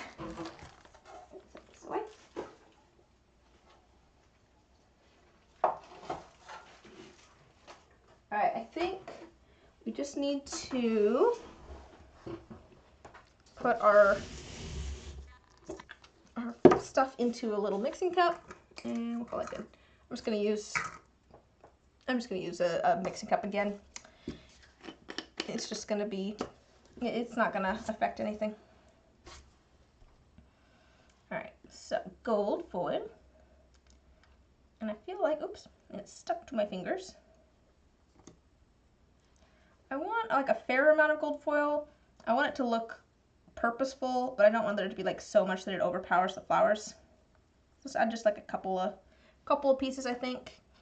We can always add more if we need to, but we'll add a little bit there. And then let's add a little bit of the these flakies here. The violet blue kind of iridescent flakes. I'm just gonna add a little bit. I'll just add a little bit of like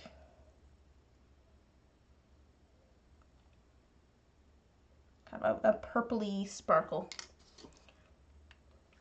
It's an old game called Red Faction that's a first-person shooter, but has player-made maps that are a lot of fun in a private server with family members. For you, the best sound is your, I think your message got cut off. Might have to send the second part of your message again.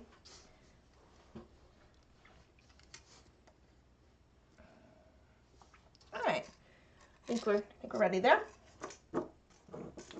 Let me see here. Do we have everything we need? Yes. These ones are like a liquid pigment, so they'll get added to the cups after we have resin in them. I don't need the colors to get the pigments to get dried out while we're mixing up resin. I'm just trying to think, is there anything else that we need? I don't think so. We've got our main resin and our colors. Your 3 sons yelling at you for shooting them from a long distance. That does sound fun. We've got our glitter, which is it's just gonna be, we just threw a whole bunch of glitter. If you're just joining, we just threw a whole bunch of glitter into a cup and went, that could be fun. Oh, there you go. Just a bunch of glitter. Hopefully it's enough glitter. If not, I'll mix it up and we'll see how it looks, but I can always add some more. But yeah, I do worry that it's maybe not quite enough. Shiny. And then we have our purple flowers and with our gold and stuff. So let's get things mixed up. I am gonna grab some safety equipment. I'm gonna get a little bit muffled. Let me drink some tea. Drink some tea before I can't drink it anymore. So yes, I'm gonna get a little bit muffled. Goes safety first.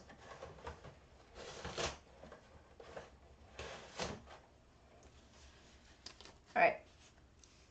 But yeah, I will try to talk as clearly as possible. But I'm going to sound like this. Also, I think I need to get new filters for my mask. That's on my to-do list for tomorrow, actually. Never mind. It's on my to-do list to get more of these filters for my mask tomorrow. I forgot that I penciled that in there. Monday's my administration day. I do all my like scheduling and ordering and stuff. Alright. That's a spider. That's why I check my mask before I put it on. And I can feel, I'll be honest, I just see a little dark spot descending over against the wall over there. There's so many spiders in my basement. It's kind of crazy. Alright. So I'm going to mix up 100 milliliters of resin. I am going to go a little bit quiet here for a second because I don't want to try and focus on measuring and talking at the same time. It's a bit like, what, chewing gum and, what is it, walking and chewing gum, is that the same? Oh, my nose. Oh, okay. My nose kind of itches. I don't remember all these yet. I'm just going to scratch my nose. Oh, I don't have resin out yet, it's fine. Okay. Alright. Make sure that's on. Alright, we're good. But yes, I'm gonna pour resin. Feel free to chat amongst yourselves. You could talk about if you make dice, what's your favorite set of dice that you've ever made? If you don't make dice, what is just the favorite set of dice that you've ever seen? I will be right back to chat with you all in just a second after I pour things. I can tell my story about why I don't talk and pour at the same time in a minute too. Or more resin too. That's also my to-do list for tomorrow.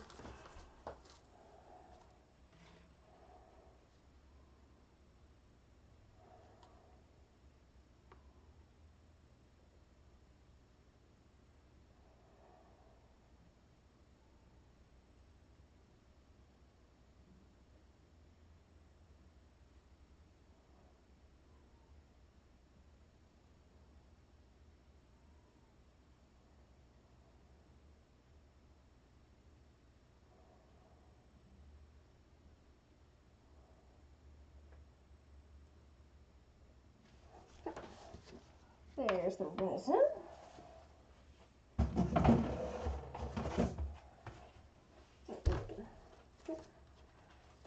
And here's the hardener.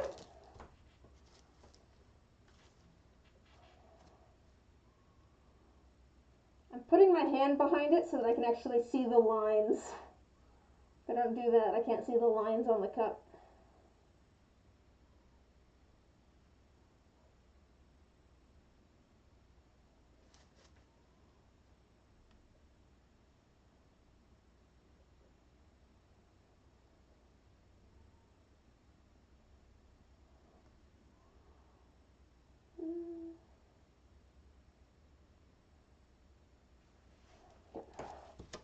And there's our hardener. Alright. I want to learn to make liquid core. I do have a video on that. I think a lot of people want to learn how to make liquid core dice because that is the most popular video on my channel, is me showing how to make liquid core dice. Some people find it really difficult. I find it kind of medium difficulty, I guess. Like, they're not necessarily easy to make, but I don't find them super hard to make. I just have little glass globes that I fill and then I cover up with UV resin. I know kind of a problem that a lot of people have, and I've run into this a little bit, is that like the UV resin sinks into the liquid like immediately, but some of that I think can be mitigated with like switching up the mixture of liquid that you have on the inside, and maybe how you apply the UV resin a little bit. I do think that I might want to try and make some just the liquid cores. Oh, I make liquid core skulls. Oh, well, then you've probably got it down. I'm sure it's probably the same. I bet it's the same. I was just about to say though, I think I want to make just some like liquid cores, not make dice, but just the cores, and maybe turn them into like necklaces. I think people would like those. I feel like I could make some pretty stuff there.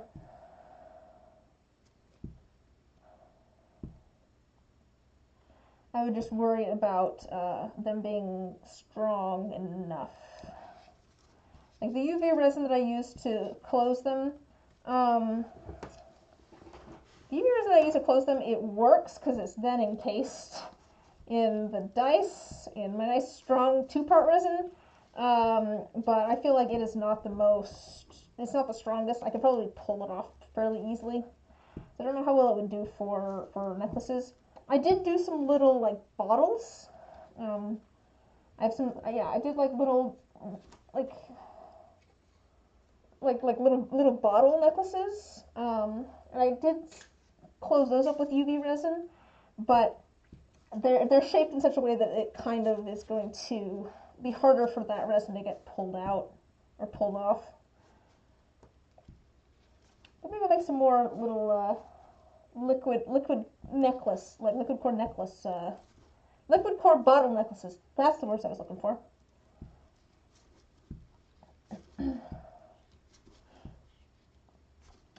So it seems like there's a fair number of new people here today. So the story of why I don't talk and try to pour resin at the same time actually has nothing to do with resin. It has to do with me making a cup of tea. I went and, I put the kettle on, got it up to boiling. I was standing there, I had my mug on the counter.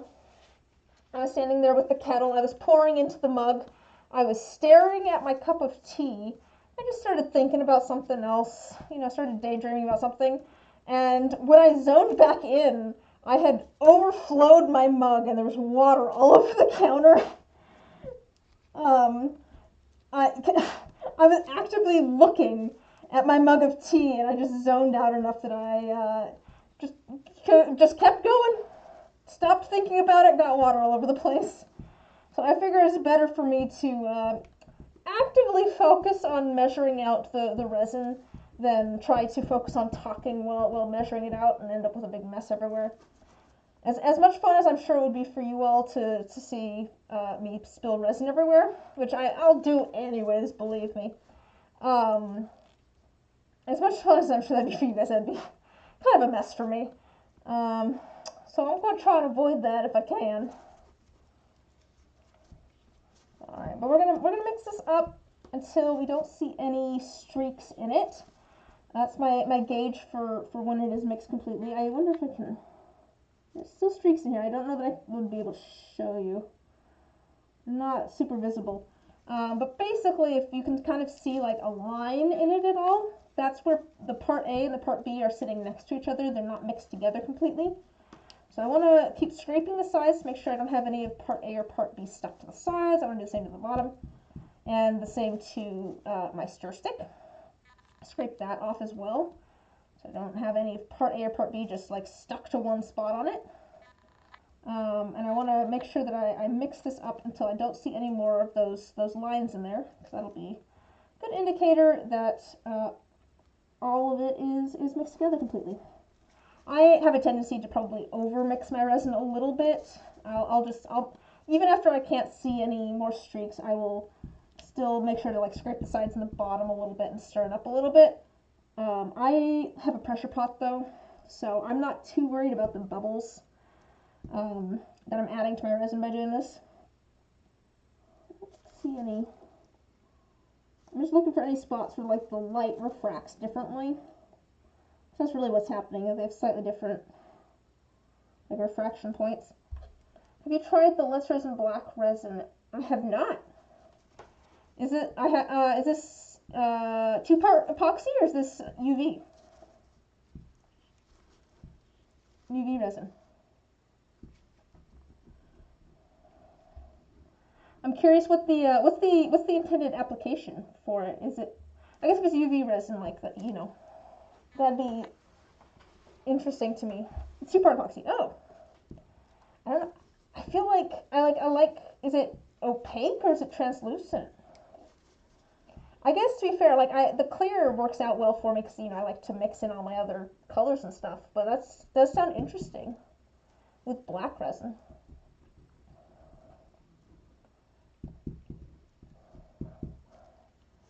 If it's translucent, I could see using that for some cool like space sort of effects. But yeah, I'm curious what their intended like application is of that. Like what's the purpose for it being black?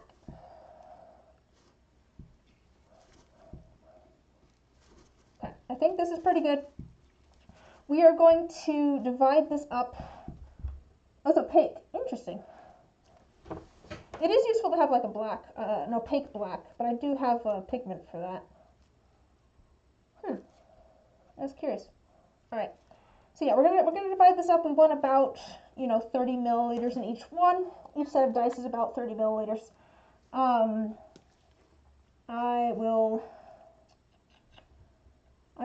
let's do this one. We'll do these ones first. I have my little lines here, so I want to take this down to about 70. I don't know why I'm looking at that. I know that's about 10 probably. That was exactly 10. I think I've done this a couple of times, guys. I can just feel how much is 10 milliliters. Yep, that's another. Oh no, it's 20. I mean 20, not 10. These are in 10 increments, not 5 increments. I think that's probably about 30. Yep, there's 30. And do the same for our glitter here. I am kind of curious to mix up our glitter. I want to see like how saturated in glitter this is going to be. Like, you know, there's a lot of glitter there, but once we mix it into 30 milliliters of resin, I worry we're not going to have enough. So let's see. I'm going to go down to 40.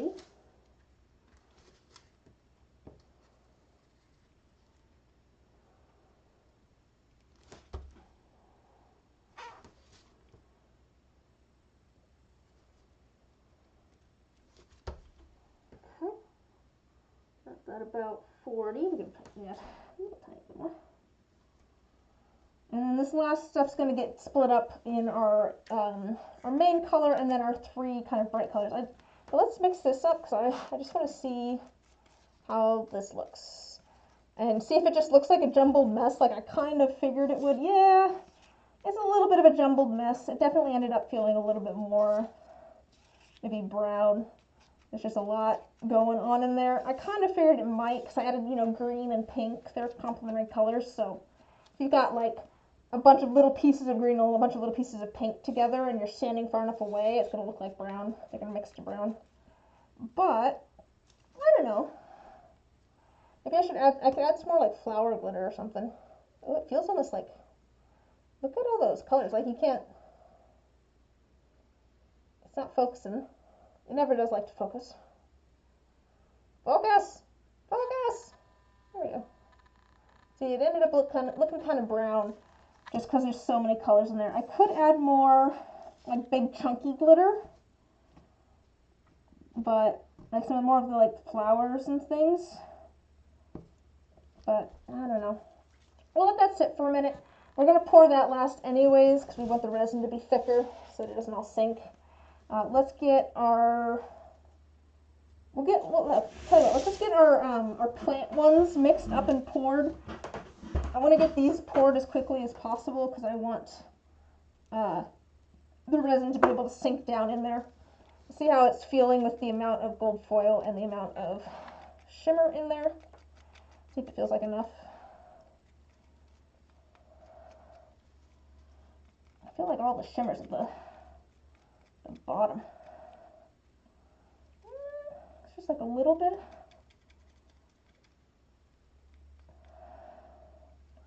Ooh, yeah, I think that's pretty. Okay. See if you can see the little bit of shimmer in there. Might not be able to. Yeah, you can see it a little bit. See a little bit of like blue. There's so much glare. I think that looks good. Okay. So yeah, we're gonna pour this in. We're probably gonna be ending up pouring a couple of times, just a little bit at a time, as it sinks down in.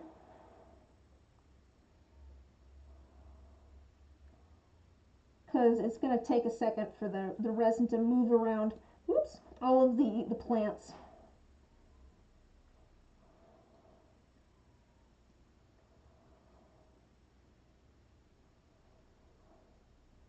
And actually sink down around them.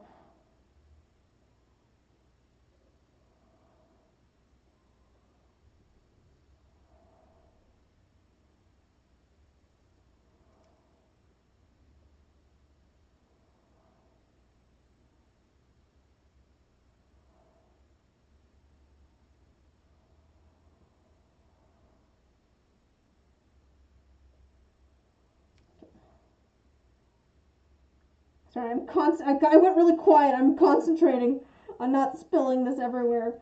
Especially with the flowers there, it gets like kind of hard to aim. Hard to get it like in the spot that I wanted to go.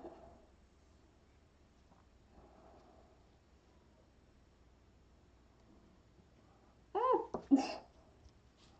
You can kind of see the blue sparkle more now that I've got it all over the place here. Let me see if I can show you on the here and see maybe a little bit of the. Oh, so maybe not. Can't see the blue sparkle too well on camera. There's just like a little tiniest hint of like the iridescent sparkle from those flakes. Okay. Use the stir stick here to maybe add it a little bit more precisely. You know, now that I'm looking at like this, it would have been cool if maybe a little bit of like black ink or something. Maybe not this scent in particular, but like gold with a little bit of like sparkle and like a black inky swirl. That might look cool.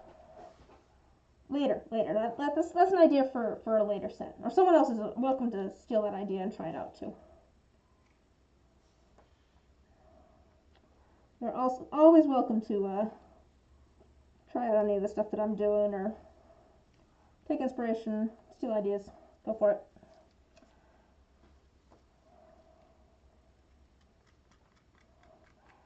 But yeah, I'd be curious to see what you do with the opaque black resin if you get any.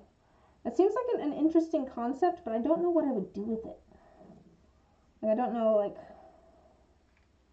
what specific application I would use it for. Okay, we're gonna try to get these filled in. I'm probably going to, so I want these to get filled in. I might squish these around a little bit, the molds.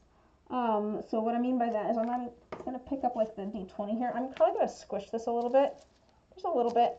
I'm just trying to, if there's any like air bubbles in there, maybe I can squish them a little bit and it'll pull the resin down into them. I'm going to do that I think with all of these a little bit, just to, if there's just an air bubble that's like trapped in a corner or something, that might help dislodge it.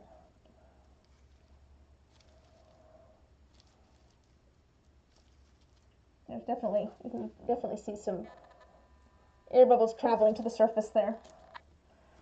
That's where you kind of should see if you want to get it, because you don't know what I use. Yeah, that's kind of where I'm at on that. Like, it's an interesting concept, but I don't know what application I would use it for in particular.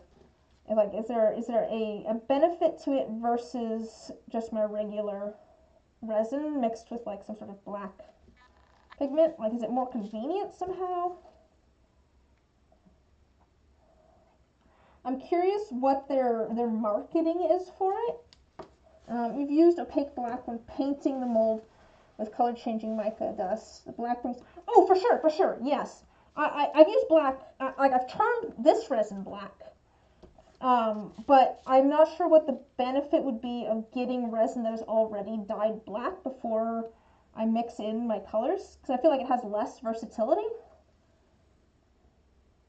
Oh yeah, it wouldn't matter how you make it black, but like if I'm gonna get a bunch of resin, I'd rather probably, I guess to be fair, if that's all you're doing, if you're just doing a bunch of dusted molds, and that's pretty much your thing, I could totally see getting the black resin so you don't have to mix it up. I could totally see that. If it, like, that's a very like specific case though. That's why I'm curious what their like marketing is for it. It's like, are they marketing it towards people who are just doing like, you know, dusted molds with holographic and interference powders and stuff, or are they trying to? Do they have like other uses that they are focusing on? I don't know. Alright, I'm going to set this off to the side for now. I can definitely see a lot of air bubbles in there that are rising to the surface, so I'm going to set this to the side so that those can work their way up. We'll add a little bit more resin if we need to. While that's happening, let's get our feather dice going. So I'm going to add most of this to here.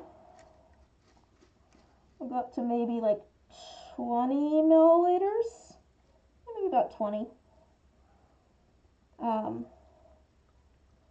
we don't need very much of the others. And we're going to mix this up. This just has a little bit of like a silver and a blue interference mica in it. We're just trying to make it a little bit sparkly, add a little bit of a glitter to it. I think that worked. I just kind of like tapped the stir stick into the thing and then tapped it into the cup here. I don't know if I'd be able to show it to you. Again, the sparkles don't like to show up on camera as much as they do in real life. And they don't, it's very subtle. I don't know if you're even seeing anything. I'll be honest, I'm pretty blind without my glasses. I can't tell if you can see it on the screen or not. Oh, you can kind of see a little bit of maybe like a blue shine of something in there. Hello, happy Easter. But that's looking pretty good. That's that main resin. I might pour this in while we get those colors mixed up. Give it a chance to kind of work its way down around the feathers. We're going to fill these up most of the way with this just like mostly clear resin. And then we will add the other resin with the colors in just a minute after we get that mixed up. Also, this way I can see if we need more of the clear before I mix it all up into bright colors too.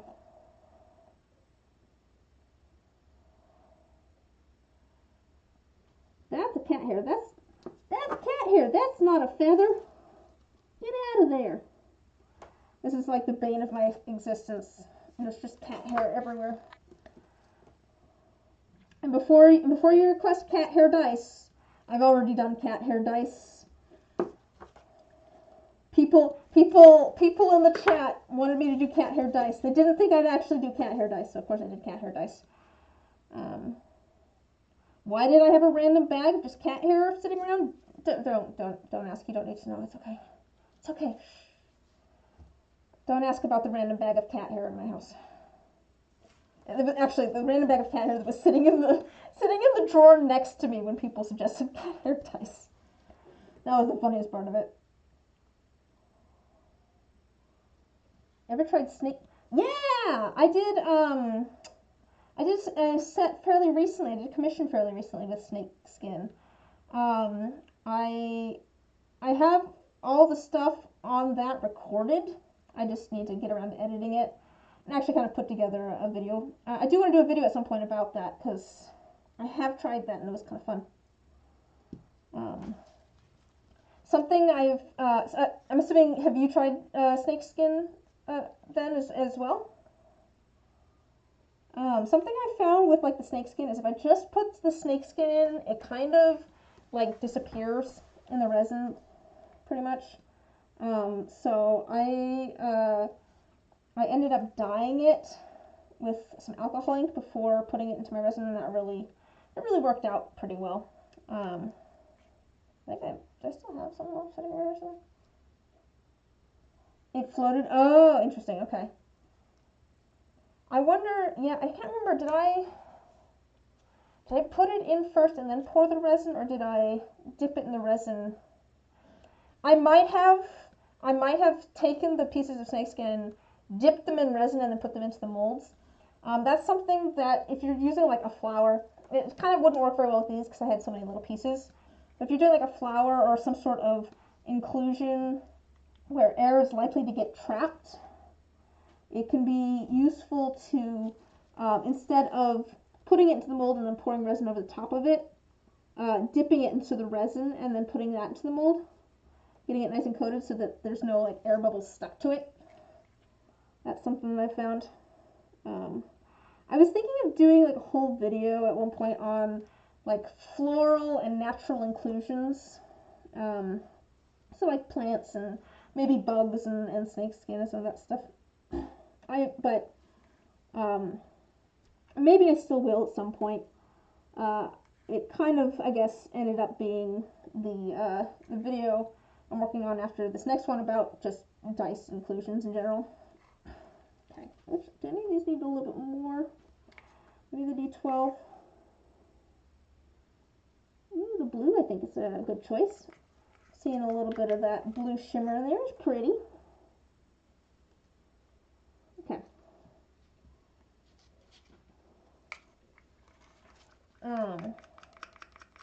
Maybe I'll still do that at some point. I do think that like pretty much any of the the materials or things that I'm talking about in the materials videos that I'm working on, any one of them could have its own unique video. We could talk about pretty much any one of the things for a long time about just best practices and where to get things and options and that sort of stuff. But I only have so much time in the day. Okay, so let's get our colors with our pigment pastes. So I'm just going to put a little bit into each one of these.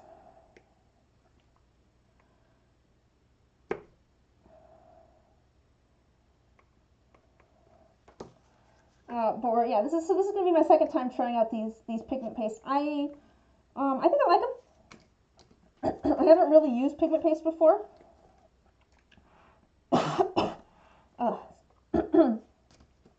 My voice is starting to go. I've only been talking nonstop for 2 hours. I don't know why. I think I like these pigment pastes. Like they seem to work really well. They're working really well for like opaque colors, and I really like how they mixed out into the different colors. I've got a little bit of resin left in there. I'm gonna leave that there for now, in case we need it for any one thing. We can mix up more. Let's get these going.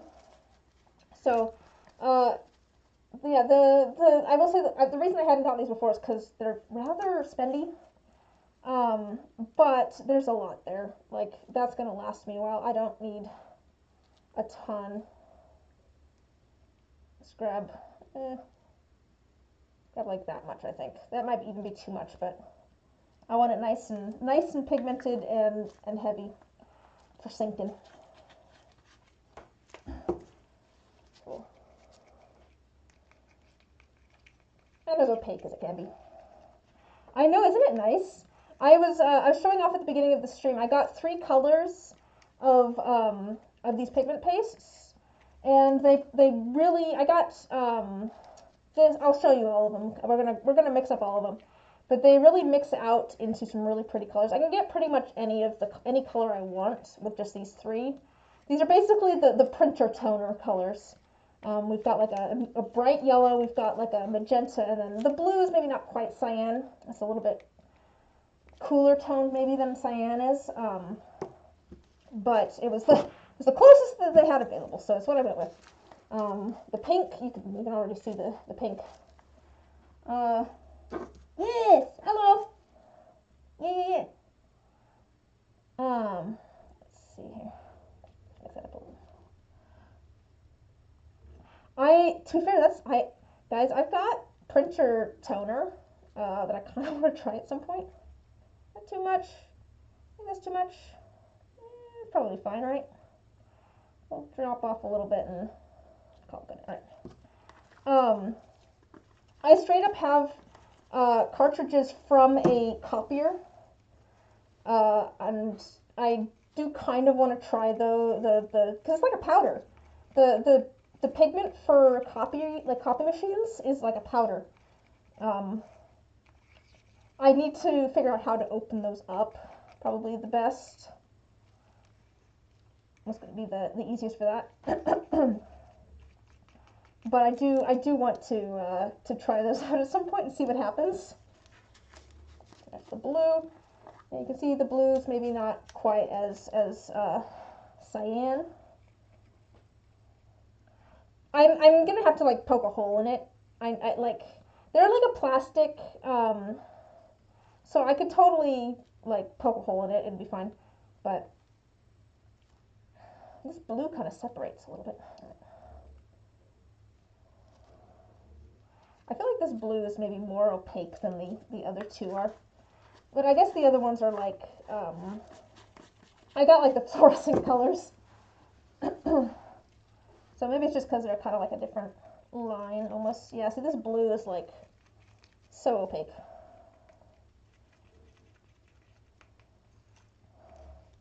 I could add a little bit more of the pink and the yellow, but I don't know if I need to. The pink's pretty opaque, actually. And the yellow, actually the yellow is pretty opaque as well. It's just, you know, yellow. But yeah, I have those cartridges. I think it'd be fun to try that out. Okay, the plan here. We're going to add a little bit of each color to each die. I'm going to try and kind of keep them separate a little bit so that they don't completely mix. But I do want them to like mix a little bit. So I'll add like yellow in this corner. Yeah, pink over here. And blue over in this corner. This is how I do my mica drops too. Is I kind of try to separate the colors a little bit. If I'm doing multiple colors in a mica drop, they usually will end up like blending together a little bit anyways. But this helps keep them distinct. I don't just put them right on top of each other. I put them in their own little corners. Ooh, those are pretty colors together.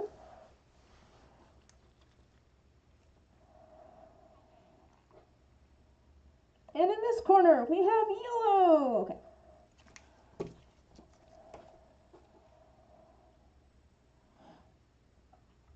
I wonder how these are going to look with the feathers. I kind of hope that if you're just joining, these have feathers in them, these dice do. We went and put those into the molds first.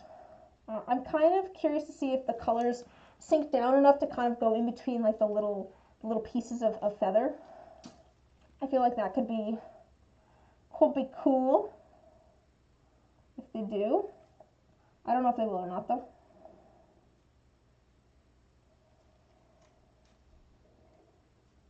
Oh, my stomach's rumbling.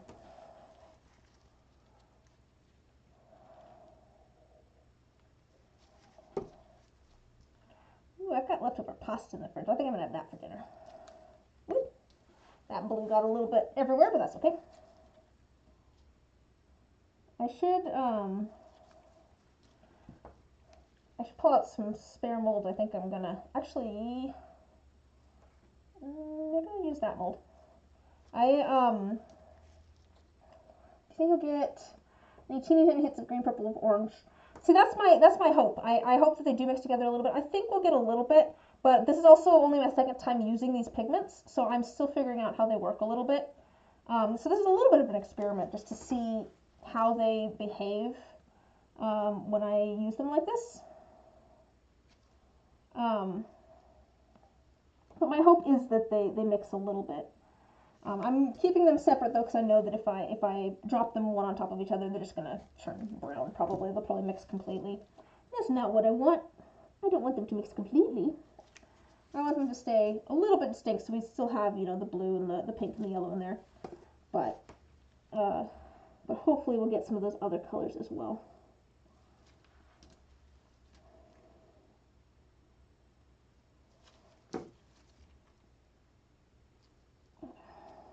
Trying to work fast enough that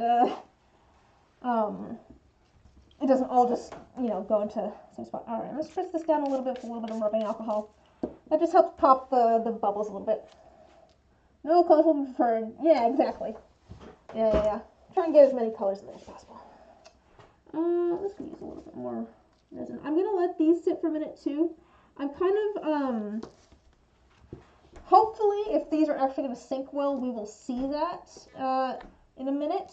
You'll actually be able to see kind of how, like, where things have sunk a little bit. So while we are waiting for that to do its thing, I'm going to scoot it back over here. Let's revisit our flower ones and see if any of them need, like, topped up with any more resin. I don't think these will need topped with any more resin, but, we'll see. They could. It's possible air's gotten trapped in the feathers. Let's press these down too. Again, just a little bit of rubbing alcohol. Just trying to help break the surface tension so that the bubbles will pop. I can definitely see where some flowers are floating. I'm going to squish those a little bit, some of these flowers. Try and get some like air out of some of them. So I'm sure there's air trapped in some of these flowers, and hopefully by squishing them down a little bit they'll push some of the air out of them. I can already see some bubbles coming out of the different flowers.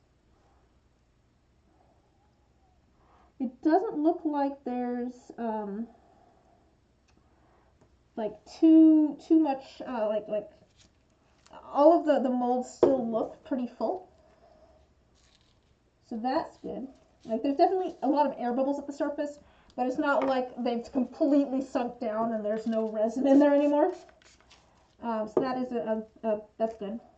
It means we probably don't have any like huge air bubbles in there, or you know, we didn't have any huge air bubbles in there, air gaps. We'll see how these turn out. That is one of the concerns I feel like when you have this much like stuff in here that has spots where air can get trapped, is that there is air trapped, and then you end up with like a big void in your dice. But that's why we're letting these sit before we put the lids on, and so that air has time to escape and we can fill in extra resin if we need to. These seem to be looking okay though. These seem to be looking okay.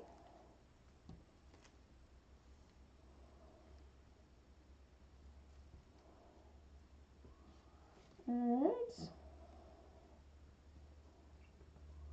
Add a little bit of extra.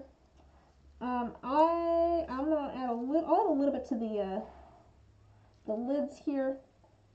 You want a little bit of extra resin because like I said, I'm gonna be putting this into a pressure pot. So that's gonna take all of the air in the dice, in the resin, and squish it down so small that you can't see it. But you need to have resin to fill in the spot where those air bubbles were. So you need a little bit more resin than just the size of the mold. And I'm putting a little bit on the faces here. There's another cat here. Just so that hopefully we don't get any like air bubbles trapped in the numbers on here, especially like the zeros and stuff. You know, air can get trapped around the faces. Even though, you know, I'm putting it in the pressure pot, you don't want a ton of air in there because you want to make sure that there's enough resin to actually fill in. If you have a ton of bubbles or you know, some big ones, putting it in the pressure pot's not gonna help you a ton. All right, here's a question for you guys. So I've got my glitter, and we mixed a whole bunch of things together, so it did end up kind of looking gray. Should I put my bright colors in here? Should I like swirl these in here? Do you think that would help brighten it up? Should we do that? Like we've got these colors, so we could totally do that. Or should I just leave it? Should I just leave it glitter? Should I just leave it glitter and shiny? Should I just leave it glitter and shiny, or should I put some of my bright colors in here in swirls?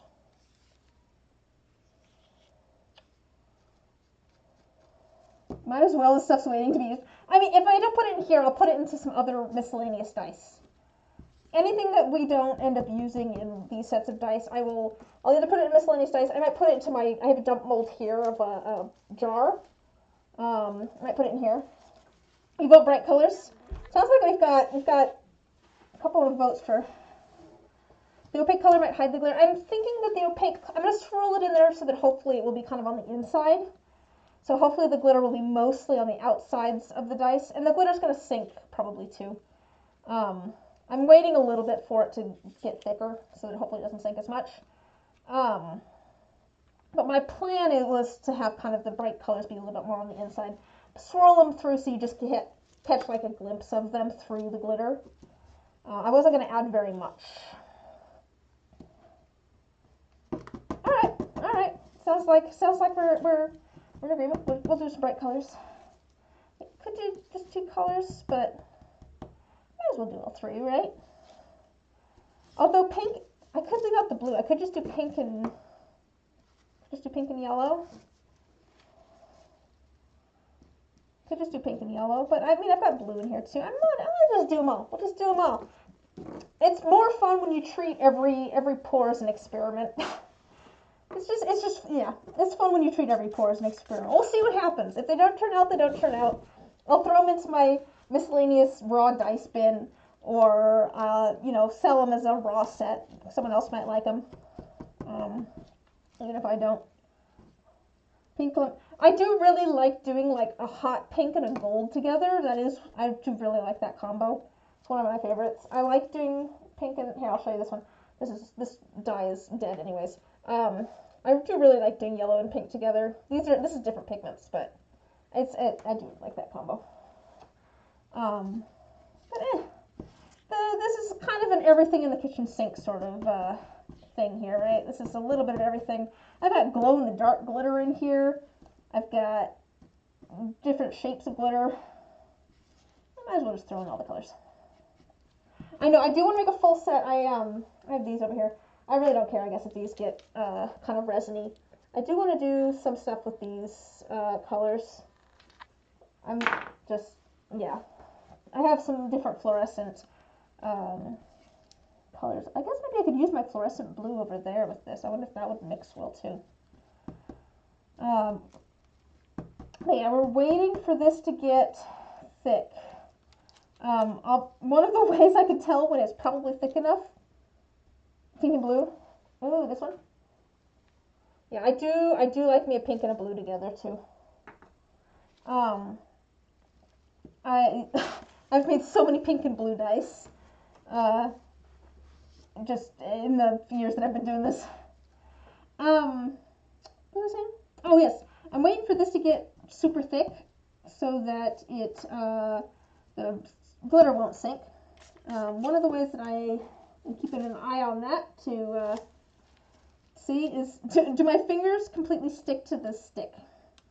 I can tell that my resin is very much nearing its the end of its working time when I am sticking to everything.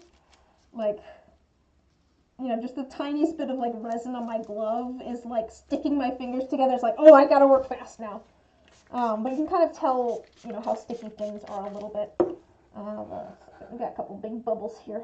I do think maybe we should start getting the lids on the other sets, so we don't have to try and worry about that after the resin starts setting up. It's starting to get a little bit thicker now. So yeah, let's get the lids on these other two sets. And you can see on this one, you can see how you can kind of see the clear a little bit now. That means that the colors are sinking down in there. That's what we want. That's a good sign. That's what we were hoping for. So yeah, let's get these lids on while we wait for that to thicken up a little bit. And yeah, we'll do these ones first. I'm less worried about these ones having big air bubbles in them. I didn't actually put, oh, that's okay. I didn't put extra resin in the lids of these, but I think it'll be fine. Get stuff off of them. There's little bits of feather everywhere. Because these have feathers in them. I was cutting up the feathers earlier. There's just little pieces of feather now everywhere. Oh well, if they're stuck to these, at least they're in theme.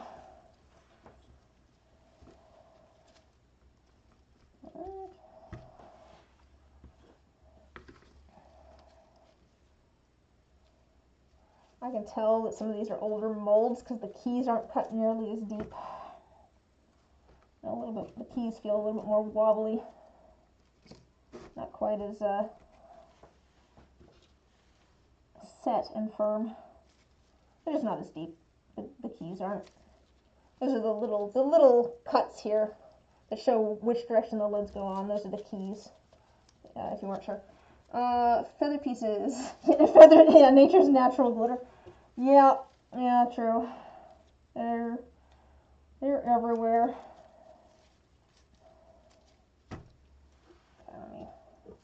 There's a bubble there. Come on. Okay, I'm back. Alright. Get those. There's that. How long does it take to set the dice after all the prep work is done? What do you mean by set the dice? Do you mean how long does it take for like the resin to set? Or how long does it take to pour? Or do you mean how long does it take to like turn the set of dice like into a finished set? I'm not sure which one you're asking. There's a lot of different answers there. Alright, let's see here. I'm just going to pop some surface bubbles. I think we've gotten all of the air out of these that we're going to be able to. But we'll get the lids on these.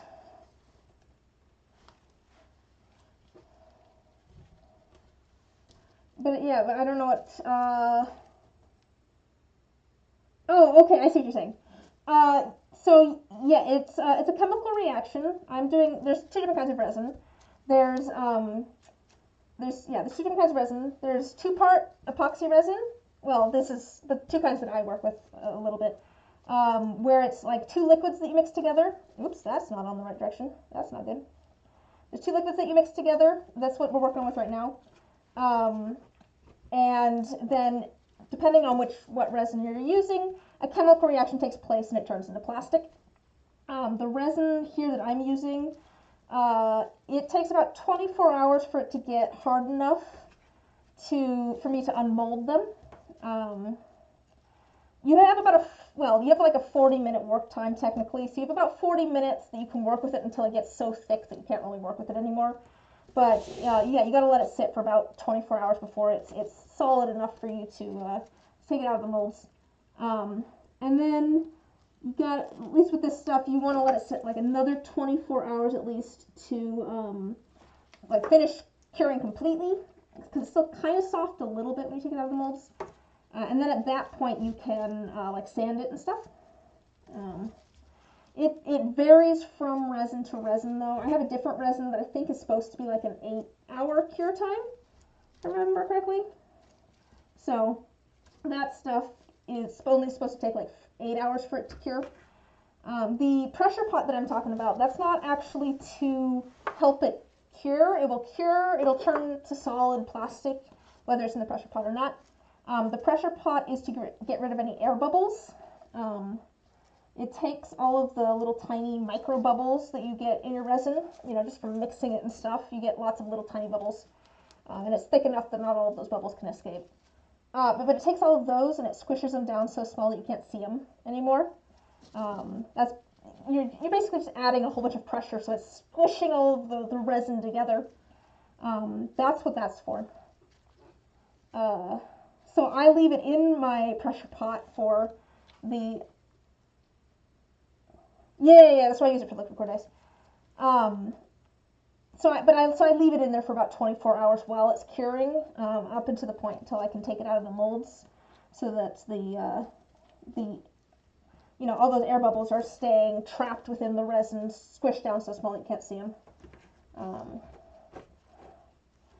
Yeah, it's more like you don't necessarily have to use the pressure pot. It's just more for aesthetics, and then when it comes to like dice, you don't really want a whole bunch of bubbles at one end.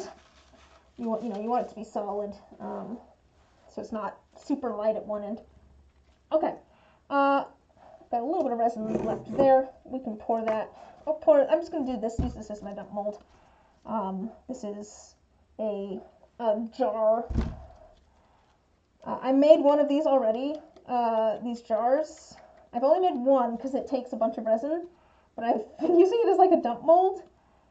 Just lots of whenever I have leftover resin. Ooh, that's pretty. And the last one I made, it had like layers in it of just like completely different projects, and it was so much fun. It's kind of like an archaeological dig where you have like the different eras, but it's just different resin projects I did. Okay, let me show you this. It's so pretty. Look at can you see the blue sparkle? Oh, you can see the blue sparkle. Look at that. That's what's going in with the flowers in those ones that we just did. All right, I think let's start pouring this. I don't know if it's like thick yet, but probably by the time we get, oops, that's a flower. Probably by the time that we get all of the things poured, it'll be very thick. So we'll start it now. So we've mixed up a bunch of glitter here. You're just joining. We just kind of threw a little bit of everything in the kitchen sink in here. It's just a bunch of glitter. It ended up a little bit kind of gray looking, so we're going to use the leftover bright colors from our other thing and just kind of swirl some of those in there as well. But let's add some glitter first, and then we will add some of the colors. I think that's going to be easiest. So I'm going to fill this up at least a little bit of the way with some of this glitter mixture. A little bit. And then we'll go in there with some of the colors. I could maybe do, maybe I'll do like a little tiny layer, and then I'll do like one of the colors, and then I'll pour some more, and I'll kind of displace it a little bit. And I'll do another one of the colors, and then we'll swirl it around a little bit. I think that'll be maybe the best way to keep the colors a little bit more distinct, but also still kind of, flowing and natural. I don't know. We're treating it like an experiment. We're treating everything like an experiment. It's fun. We'll just see what happens. I could also just leave this, now that I'm getting it into the mold, I kind of like it. I was worried that it was like a little bit muddy, but it might be okay in the dice. Probably still muddy. Alright, so we've added a little bit into each mold. Highest numbers at the bottom. Let's do the pink first. Let's do the yellow in the middle, I think. So I'm just going to do like a little bit of pink in here, just kind of dribble it in here. And it's okay if it's messy, because we kind of want it a little bit messy anyways.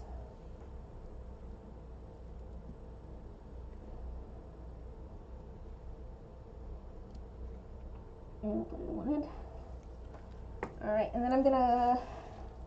Yeah, I love a good experiment, exactly. Alright, we'll add a little bit more. Just a little bit more, and then we're gonna add some yellow.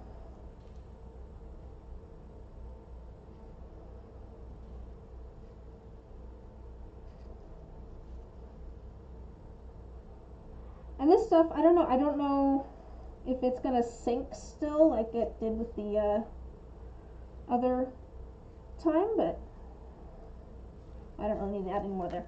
We're gonna do yellow in the middle, and blue. Just do that in the D2 right now. Okay. Alright, add a little bit of yellow.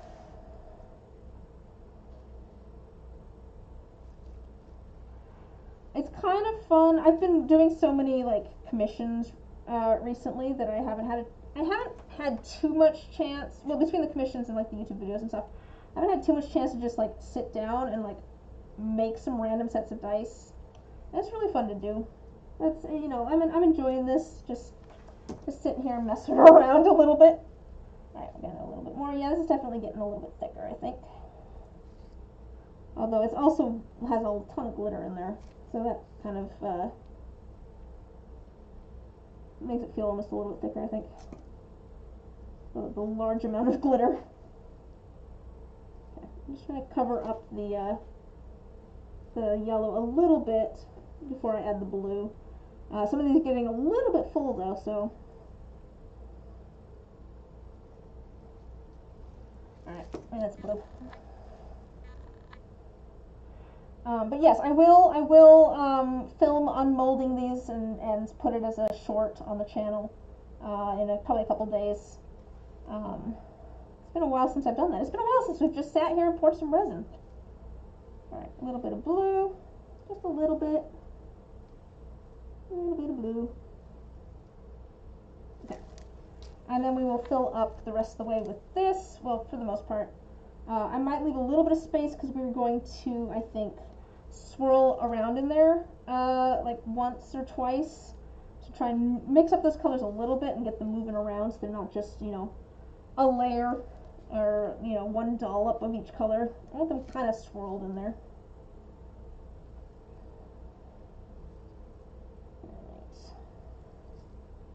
I do think that maybe these colors are, alright, let's just grab I'm just going to grab a stir stick here. I was looking forward to this moment. They're kind of fun, but yeah. I mean, I feel like alright, I feel like, the best part, it's fun to pour the dice, but it's really fun to unmold them and see how things turned out, too. I'm just mixing up a little bit, try and get those colors mixed up a little bit. Ugh. It's fun seeing how things turned out. That was always my something I regretted with live streaming. I always felt kind of bad. I'm like, I'm showing how I'm making them, but people don't get to see how they turned out. How can I do that? So it was fun that the shorts worked out like that, where I could show off how things turned out a little bit. All right. Yeah, we'll see if these end up pretty or brown. I'm not sure. But yeah, we'll fill up the rest of these molds with a little bit more. can't remember what you call them, the flat diamond scale piece. Flat diamond scale. Oh, this one. Oh, my D2. Yeah, my little coin. Yeah, I have now, of course, mixed up the colors a little bit, but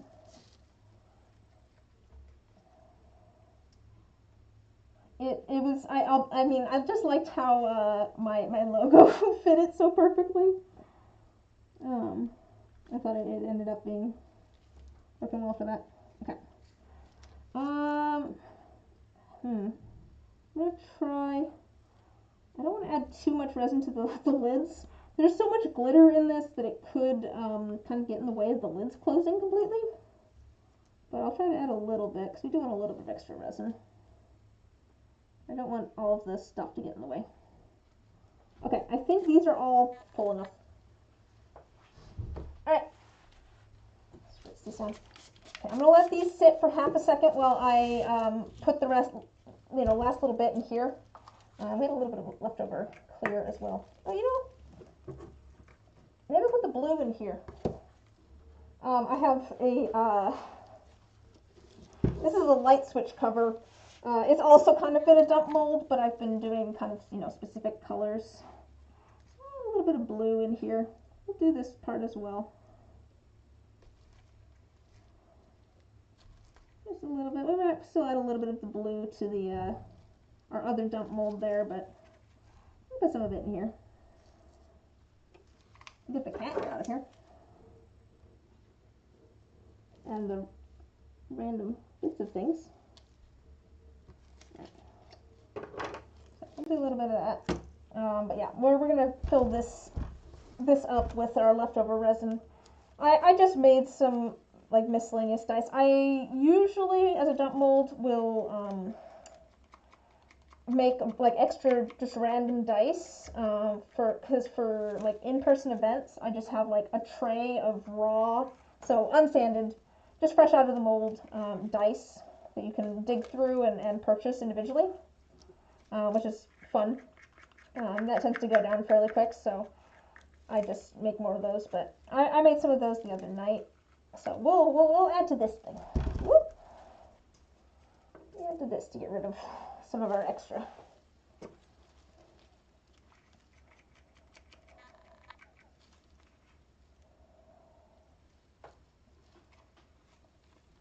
This is just kind of a fun like project.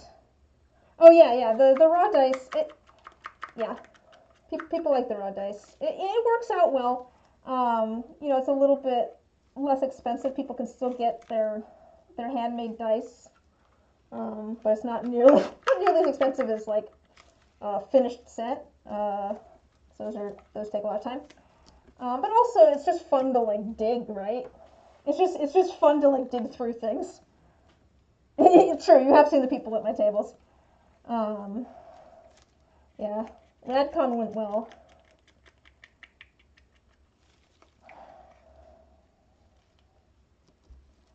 I do feel like I have a little bit of an advantage just because I've got all of the like little tiny sparkly things. So I feel like it stands out maybe a little bit. Plus, I like having something that like kids can get, because like my full dice sets are expensive, like, but they also, the little kids are like, ooh, pretty sparkly things. So I've got like keychains and the raw dice that the kids can dig through, and mom and dad might be okay with getting them like one whole thing. I figure I'm the person that likes to touch everything. I always describe it as I'm that person who walks through Target and has to touch all the towels. So, I only figure that other people probably want to as well. Might as well give them something to do that with. Make it tactile. And it's like a little bit of like a scavenger hunt almost, it's fun. Yeah, exactly. You have the earrings, which are.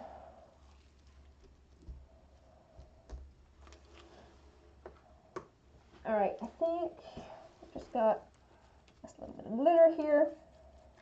I don't think we need any more on here. It doesn't look like it. These all look like they're pretty full, so I'm gonna put a little bit of glitter stuff in here, and yeah, this is definitely getting thicker. You can kind of, it's not quite to the point where it's sticking. There you go. See how it's sticking to my thumb? Wasn't doing that before. It's definitely getting closer to the end of its work time. So throw that in there.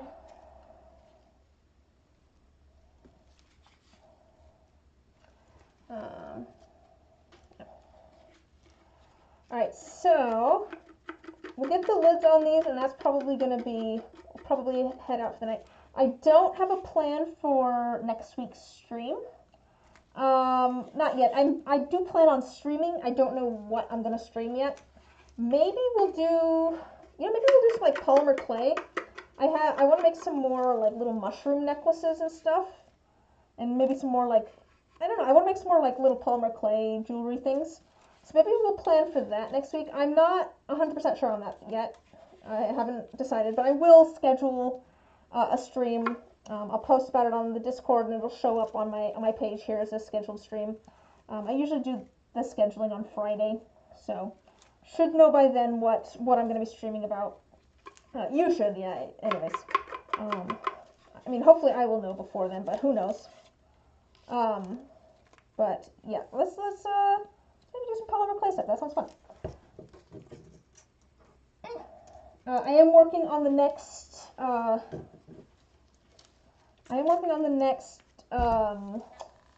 YouTube video on dice materials, talking about different colorants.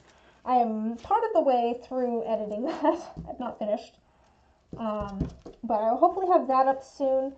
It'll be up for patrons and channel members a week early, and then it'll be up for everybody else. Trying to get the there's going to be 2 more videos in the materials series. I'm trying to get those done before I get moving on to some other things, but I'll probably have some shorts up. I'll have a short of unmolding these, and I think I'll probably have like a making April Patreon D20s. I stream about once a week. I usually stream every Sunday at 4 p.m. PST, so this time. I didn't stream here last week because I was streaming a video game over on my other channel with some friends, but yeah, once a week. Okay, yeah. You can pretty much catch me here. Alright.